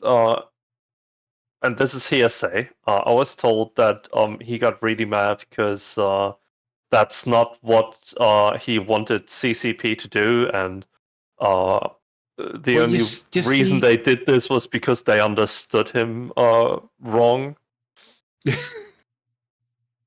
Well, this could be a 2 negative numbers make a positive number kind of thing. Like they took what he said incorrectly, but what he said was fucking bullshit, and so the 2 negatives made a positive. That's how I see that working. Probably true. Because honestly, right. So and this is something that I went and dug into Oz's kind of interview with, I think, what was it? Was it CCP? What's his name? I have it. CCP. What's his name? CCP. I love that guy. I know he's a great CCPer. Right up there with CCP Psych. Water. CCP Psych. I mean, CCP Psych doesn't do too much. Like, no, not Quant Psych. No, Plant. CCP Plant. CCP Plant. CCP Plant as well. Yeah, well, CCP Plant as well as CCP Psych. But Psych. So Oz had an interview with CCP Psych. Like, I think it was like. Was he psyched about it? Maybe like. He sounded fairly psyched about it. But like, it was regarding sales tax and industry tax, right? And there's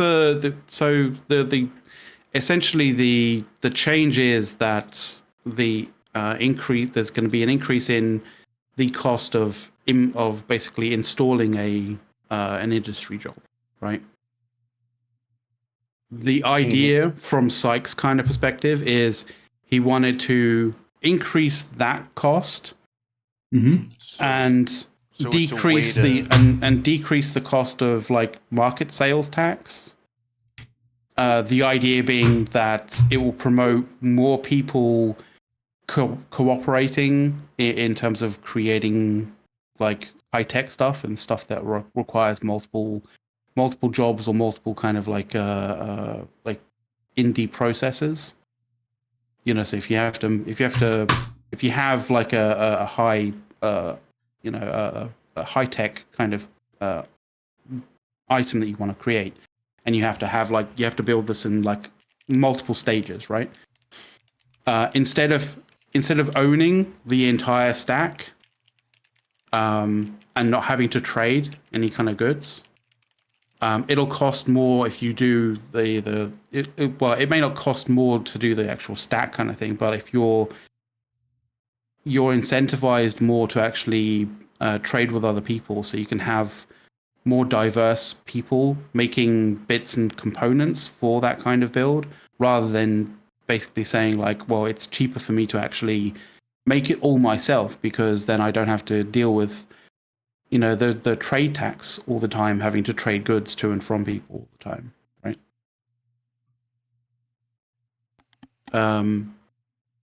Actually, on Reddit, AMD a user AMD Bestie, fucking fantastic name. Probably it's a good name, right? I think he put it much better than I just did. But he said they're increasing the industry fees because he wanted to be able to reduce the market transaction fees, since right now you're punished hard if you don't have the full vertical manufacturing train, right? Full stack, right?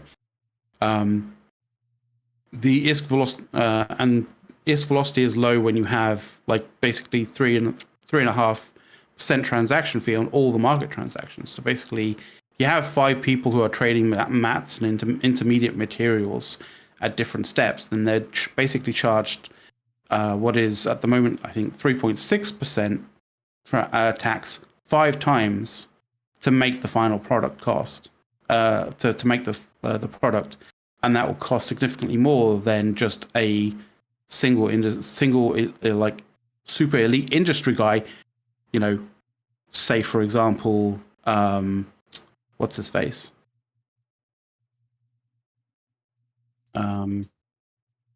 Who does every step himself and is only charged once through the market. Yeah, like Kenneth Feld, right? So Kenneth Feld obviously doesn't want this to happen because it punishes him specifically. But it's better for the entire game because it's better for more people, because more people could contribute to making a product. This is the reason why. This is a lot of the reasons why.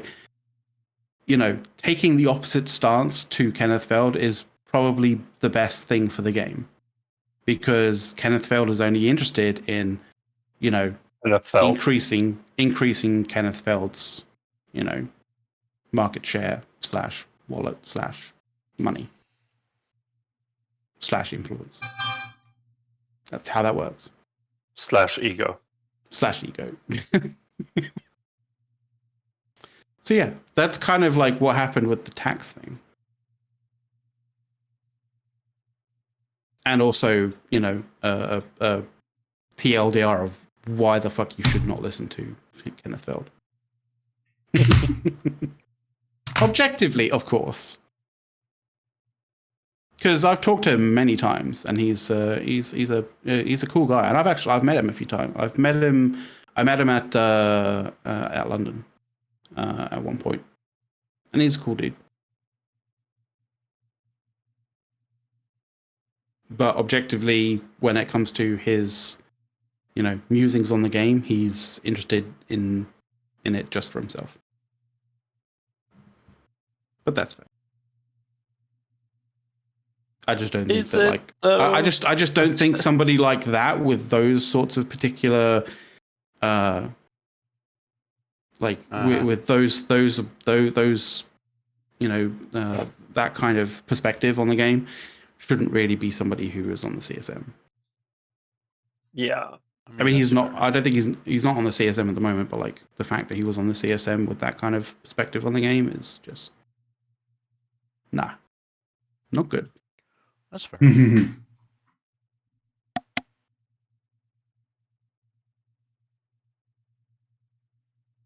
What else? And of course, Mac is quoting his favorite movie there, Dread. Not good. Not good. Alf 19. Alf, If that's all we 19. need to quote it to count as a dread quote, holy shit. I mean, it is. Alf wants to know who's more bad for the game, Kenneth or Ratatouille? Oh Jesus! One of them is in a position of power, the other is not. There you go. Why not both? So clearly it's Kenneth. I would say the worst period of this game was when both were in positions of influence in the game at the same time. Mm. Think about when that was. I will not disagree with you. Right? Christ.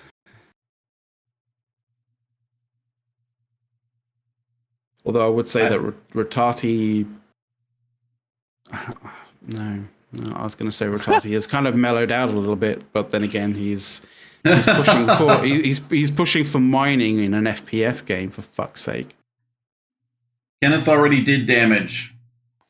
Rattati, whatever, what the fuck his name is. I mean, of all the things that I wished I could do in like an FPS game, and Eve is fucking mine. Like I want to get it. I want to get into that fast-paced, kinetic, not actually shooting people stuff. I mean, I do want to point out that does he think that mining is how you start in Starfield? It's literally the tutorial. You start mining. Yeah, but the error that you've had there is that you've referred to Starfield. I'm just going to point out. I didn't say it's good. Oh, okay. No. Look, I'm just going to point out you approached it as a counterpoint to this is bad. So this counterpoint. No. It was a reinforcing point. Oh, okay. I'm also just going to point out that when you fully skill up, the best weapon in the game is your mining laser. Oh, is that equipped to a battleship? No. Asking for a friend. No. It's annoyingly, it is objectively the best weapon in Starfield because A, you can't ever run out of ammunition, and B, most things are weak to lasers. Yeah, but no overpowered laser is going to make a planet that has fucking zero content actually enjoyable in any way, shape, or That's true. But when you cross a laser into a Holtzman field, what happens?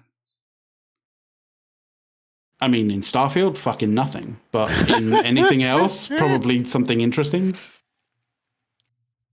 Holtzman Field. It's Holtzman? I think it's Holtzman Fields in Dune, actually. And when lasers hit them, it's like a nuclear explosion, I believe. In Starfield, it's that's why they don't. That's why they have regular guns and not laser guns. I feel Omni is trying to troll us. Yep. Starfield, the game where you can run out of oxygen running around on a fully terraformed planet that nobody's wearing a helmet on. Yep. Oh, Jesus Christ. Where physics has no meaning. I am so glad that Baldur's Gate 3 came out and showed everyone what an actual good RPG looks like. Thank fucking Christ for that. I do not play Baldur's. What the hell are you talking about? Skyrim was already existing from the same fucking people. All they had to do was slap a sci-fi skin on it. It would have been fine. There you go. That's kind of what they did. No. No, it's not. Come on, Skyrim is overrated.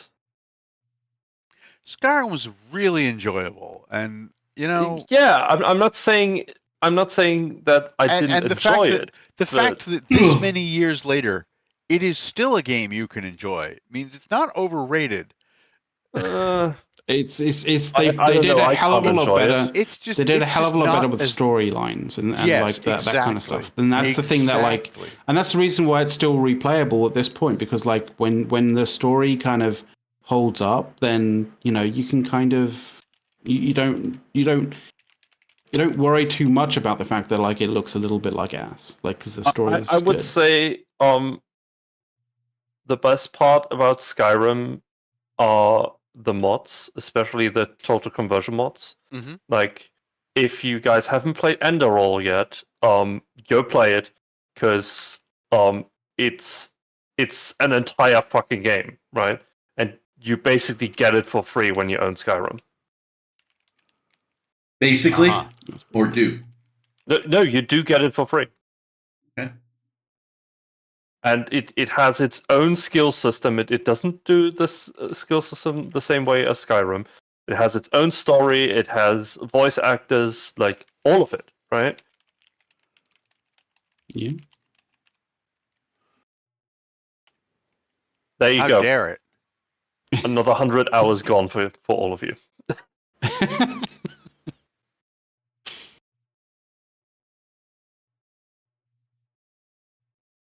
I should play Skyrim at some point.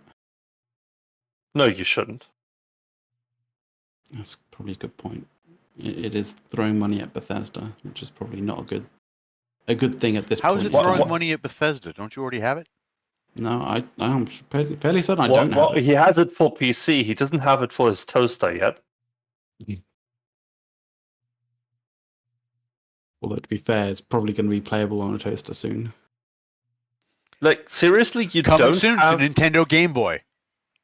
You don't have Skyrim? I mean, as far as I know, I don't. Like, I mean, unless it's like unless Skyrim, the axe or the capability of being able to play Skyrim is also the same capability of being able to play a certain U2 album that was given to basically everybody in the world. I don't have it. Close.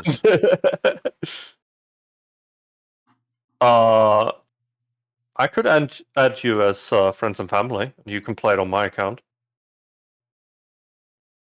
I'd have to check to see whether I have a Bethesda account. But yeah. No, Steam. Oh, just on Steam. Oh, okay. Yeah. That's a good point. Just I don't have the Legendary Edition because Oh no. I didn't care for the add-ons because I was kind of bored by Skyrim. Kind of bored? Yeah, kind of. Oh, what do I have? Do I have Skyrim? Sorry, I'm just starting up Steam, checking to see whether actually you have Skyrim.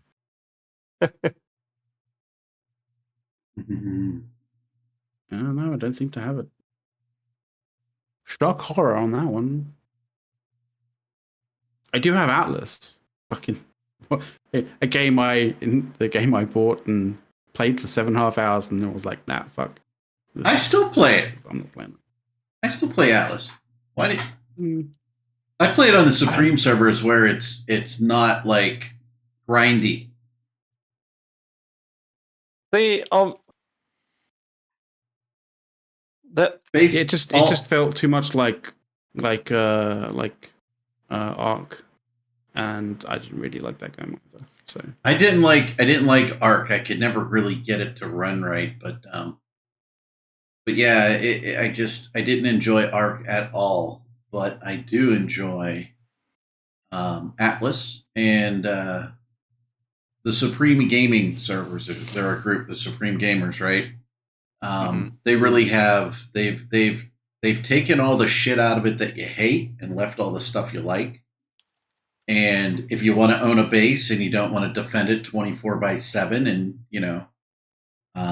you can own your own. And you can only defend it 3x5. Yeah, no. They actually limit where the PvP areas are, and if you like base PvP, you go to the base PvP area, and if you like ship PvP, you go to ship PvP area. Otherwise, you go wherever else you want. And they've got Viking ships in it now with different abilities. They've got pirate ships with different abilities, as well as those ghost ships that we used to have. Those ghost ships were the bane of people. The ghost ships are nothing compared to everything else, but it's and they've got a couple good mods in there, right? The Klinger mods are in there and things like that. So it's when you want to go out and have a little PvP on your ship, or not PvP, but PvE against an enemy that can actually mess you up, but you go out and you have it, and that, by the way, big reward for killing them, right?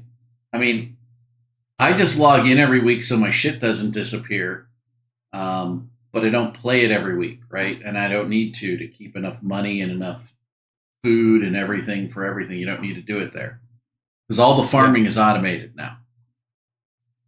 So you drop a farm, you drop a warehouse, the warehouse collects from the farms. So all the grindy shit's gone.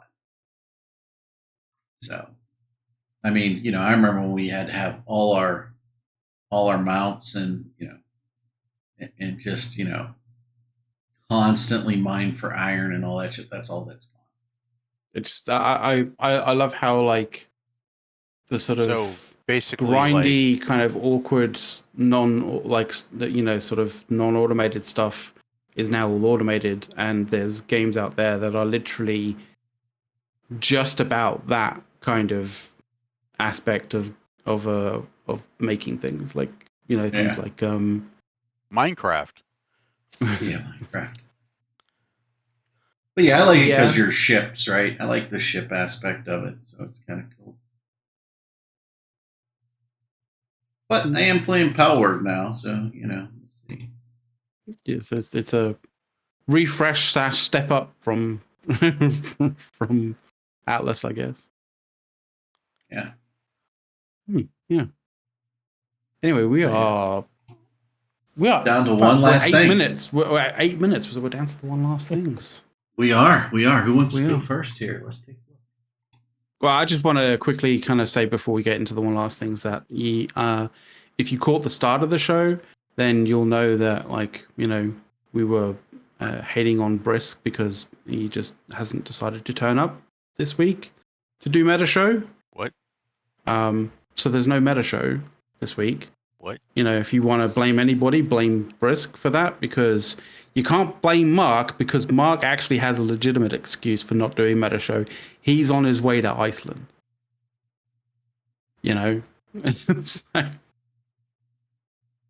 And Brisk has done, and I've seen, we've all seen him do shows without his co-host before. So he's entirely capable of doing it. He's entirely capable of doing it, but he just hasn't done it. He's decided not to do it this week. So, for whatever reason. I don't know why. I'm sure he has his reasons. He's got things to do. Reasons. He's got reasons. But he's not telling us what they are. And yeah, he's not here to tell us what it is. It's probably something really, really it's probably something that are going to make me eat my words. And there's a lot of fucking words. He's probably planned a nice. It's probably like he's at a funeral, and I'm like, oh Christ. No. Date night with Mrs. Brisk, okay? Well, maybe date trying to do family time, It might be date night. It might be one of those things that he's like, oh, I have my Saturday evenings or afternoons back a little bit. Or he's hanging out on the hill, chatting it up with the muckety mucks. You never know what that man is doing. He's a big deal. That's true. And other than the giving you the TLDR of what's going on with Meta Show this week, the other thing which has been mentioned in the chat as well is that we're also doing kind of throughout this week, throughout this month, not this week, this month, throughout February, we're basically helping out a charitable cause. We are. Yep, we are. And if you exclamation point, as Tam have said, has done, if you exclamation point stack up, we are basically helping out with their charity as such. And let me just find the fucking notes for that. There we go. Stack Up is basically, it's a military charity supporting active and veteran service members from the US and allied nations. It's all about mental health, essentially, mental health and suicide prevention, and they do that through the use of gaming and geek culture. So if you are interested in helping support that, then check out Stack Up. exclamation point stack up in chat. We'll give you the link to the donation drive for you to contribute if you want to. That'd be really cool. Alrighty. Fantastic. One last things. Let's start with you, Horrendous. I got nothing to say this week. Nothing. Believe it or not. You don't have a boiling hatred of something that you haven't talked about or said or anything. Nope. No. He hates old people and dogs and kids. I mean, the kids thing, yeah. Not gonna lie.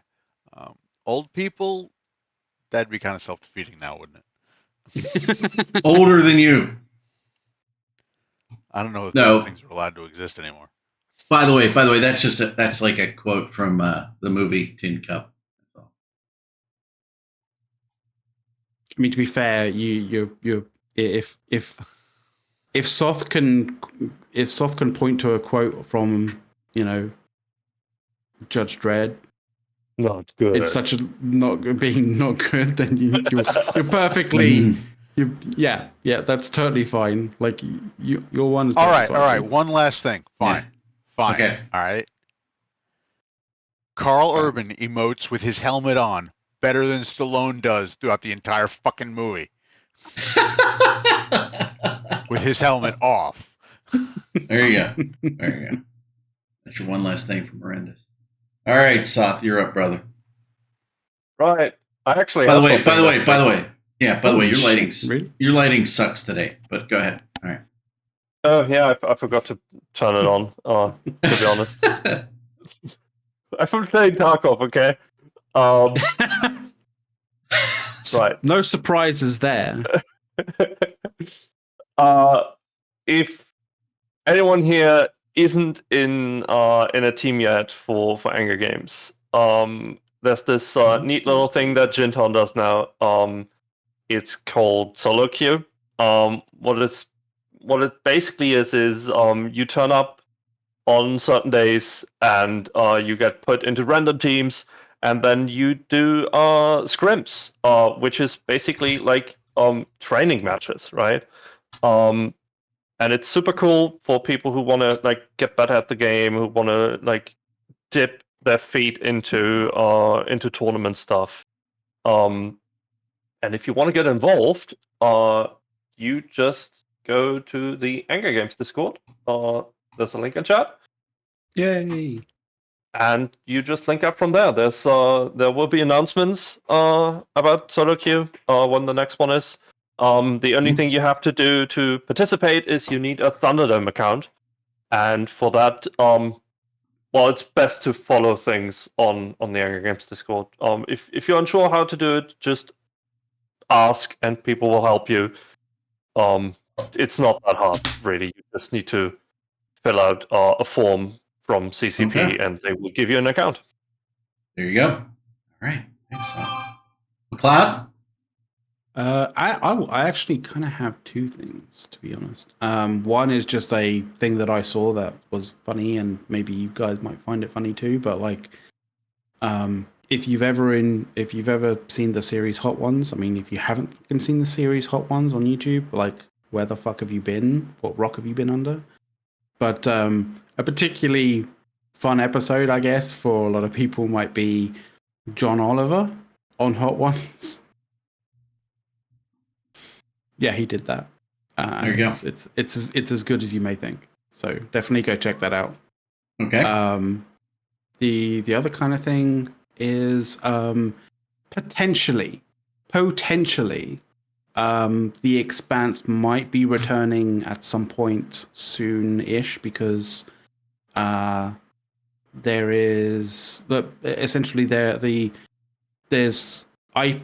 intellectual property kind of or sort of contractual kind of terms are coming up to basically mean that other production companies might be able to start making things using the Expanse IP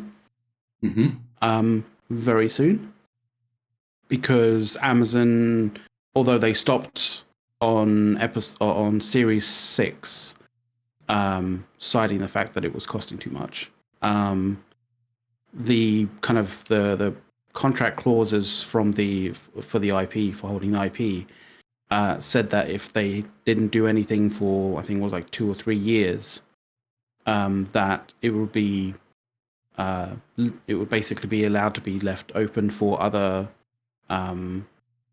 production companies to actually start making stuff using the IP. So fingers crossed, we might actually be getting some more Expanse stuff, like in the not too super distant future.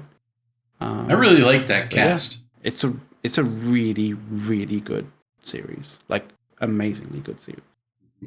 The books are great too. And the books are great too. Haven't read the books, you should definitely read them. Yeah.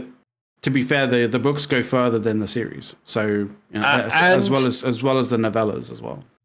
And there's quite a few differences, especially the further in you go in the books.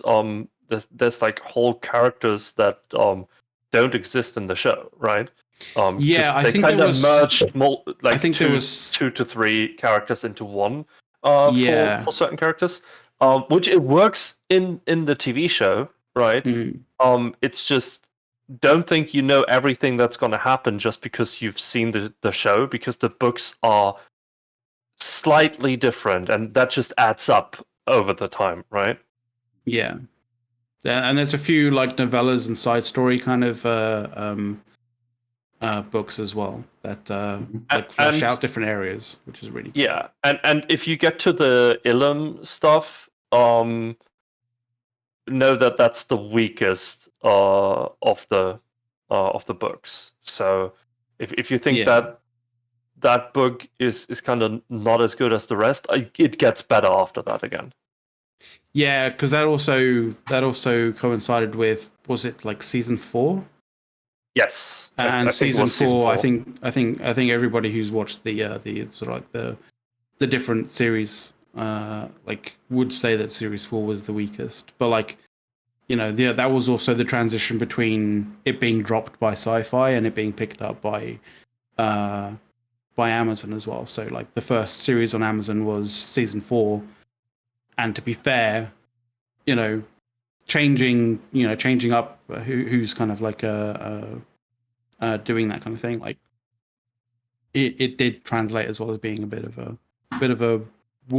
a not as good as the other series, as the other kind of seasons, but still, like season 4 of Expanse is probably better than a lot of, you know, the best seasons of other shows. So yeah, I was amazed that Sci-Fi did it as well as they did after their catastrophes that they've done so many of. You know, they just have a history of dropping shows when they're getting good. Yeah, like Sci-Fi does amazing stuff. It's just that they drop the good stuff after a season or 2, right?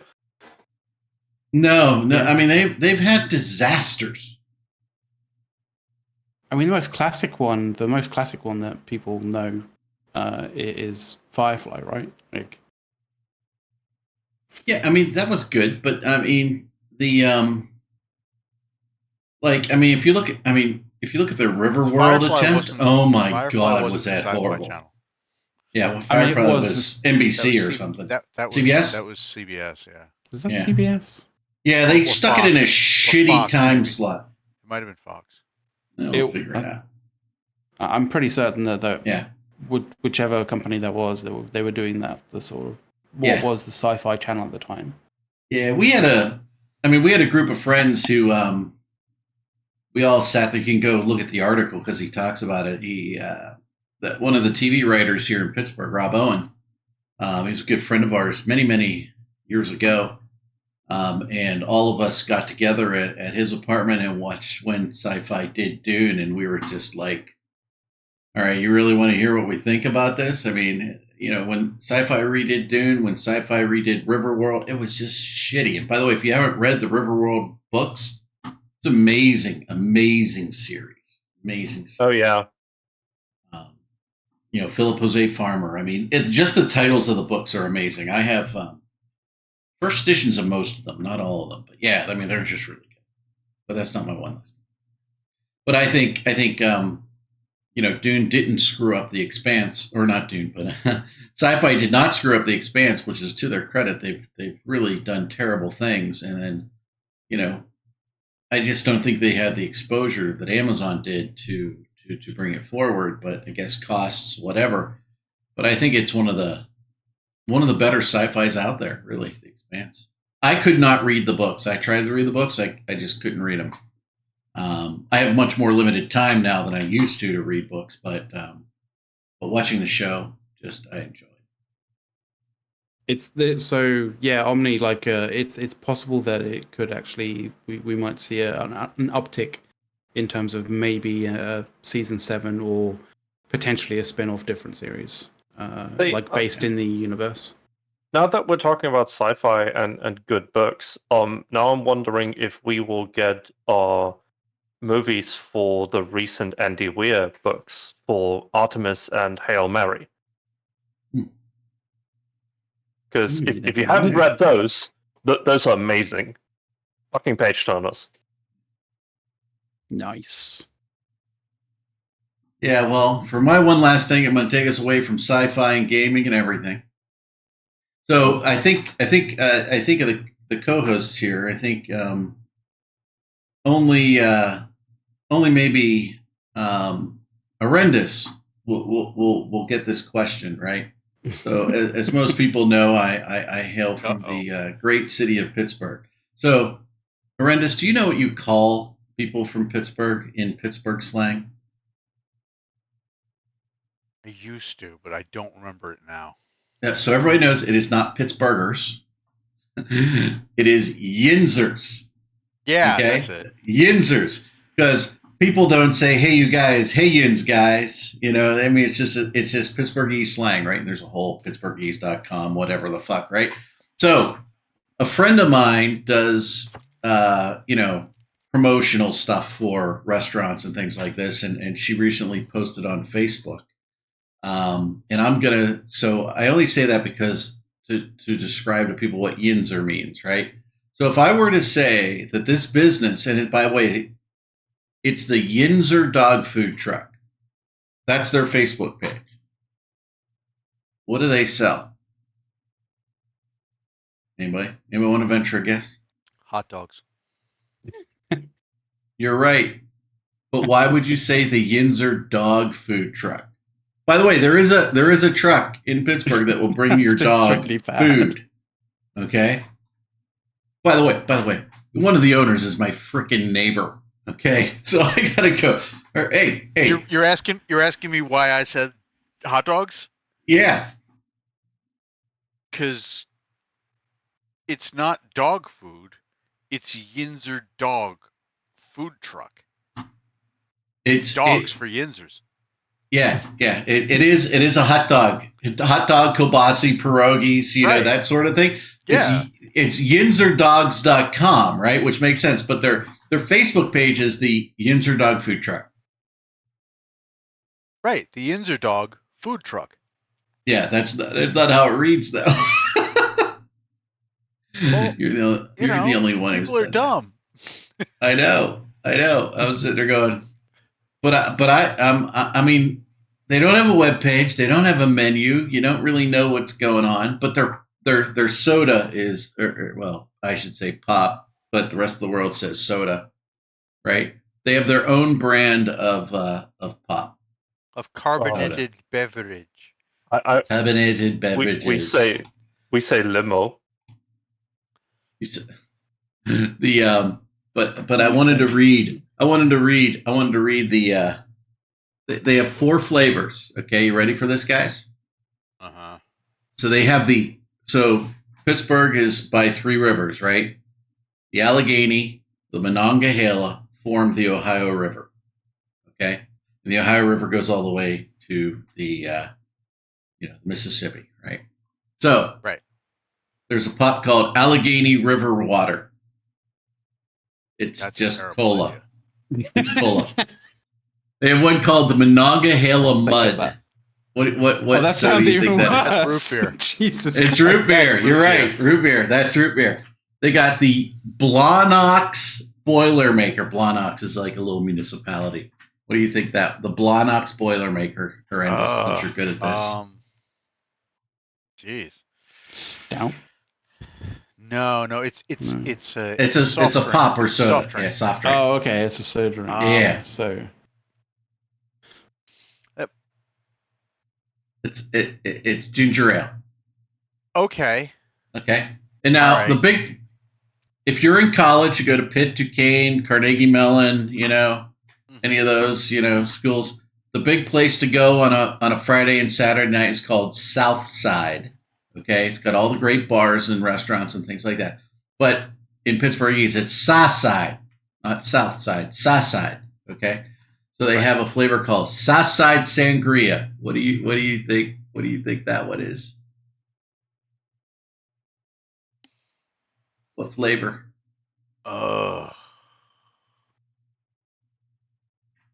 Tell me that's fucking grape soda. Yes, you got it. I knew you'd be good at this, Horrendous. So it's funny. I want some of the pop. I do. I don't drink very much, but yeah, I want to try that out. But yeah, I want to see if they've got good dogs because since the original hot dog shop at the University of Pittsburgh closed, there's not a really place to get really good hot dogs. So I gotta see this, but I gotta ping my neighbor and say, hey, can you bring some dog food over? Can the truck come by, the dog food truck, right? And by the way, you look up the Yinzer dog food truck, you won't figure out which one of those guys is my neighbor, but one of them reminds me. That reminds me. I don't know about that. Hmm? I think it'll be easy to tell which one's your neighbor. Okay, you figure it out. The one that looks the most frustrated. Actually, he's of the three gentlemen who own this, one might have a slightly worse reputation than the other two, and two of them are definitely really nice guys. Well, yeah, So yeah, Aha, but so yeah, that's the one that's your neighbor. No.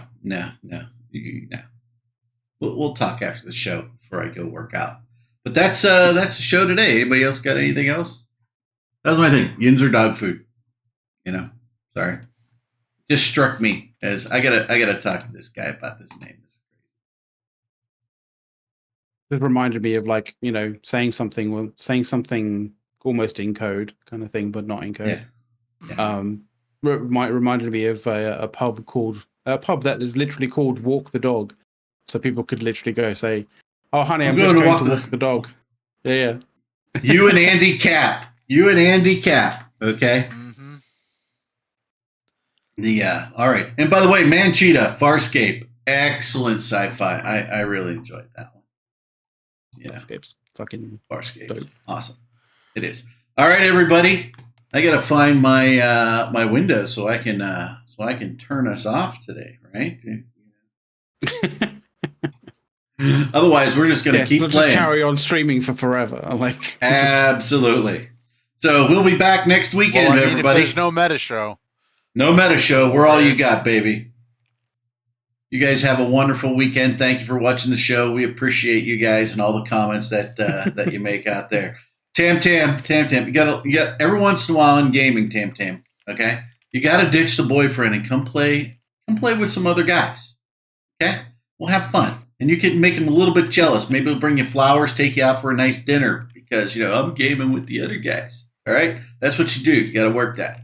All right, you guys have a wonderful, wonderful weekend, and we are out of here. Don't kill nobody. Bye. Yep. All right, we're clear.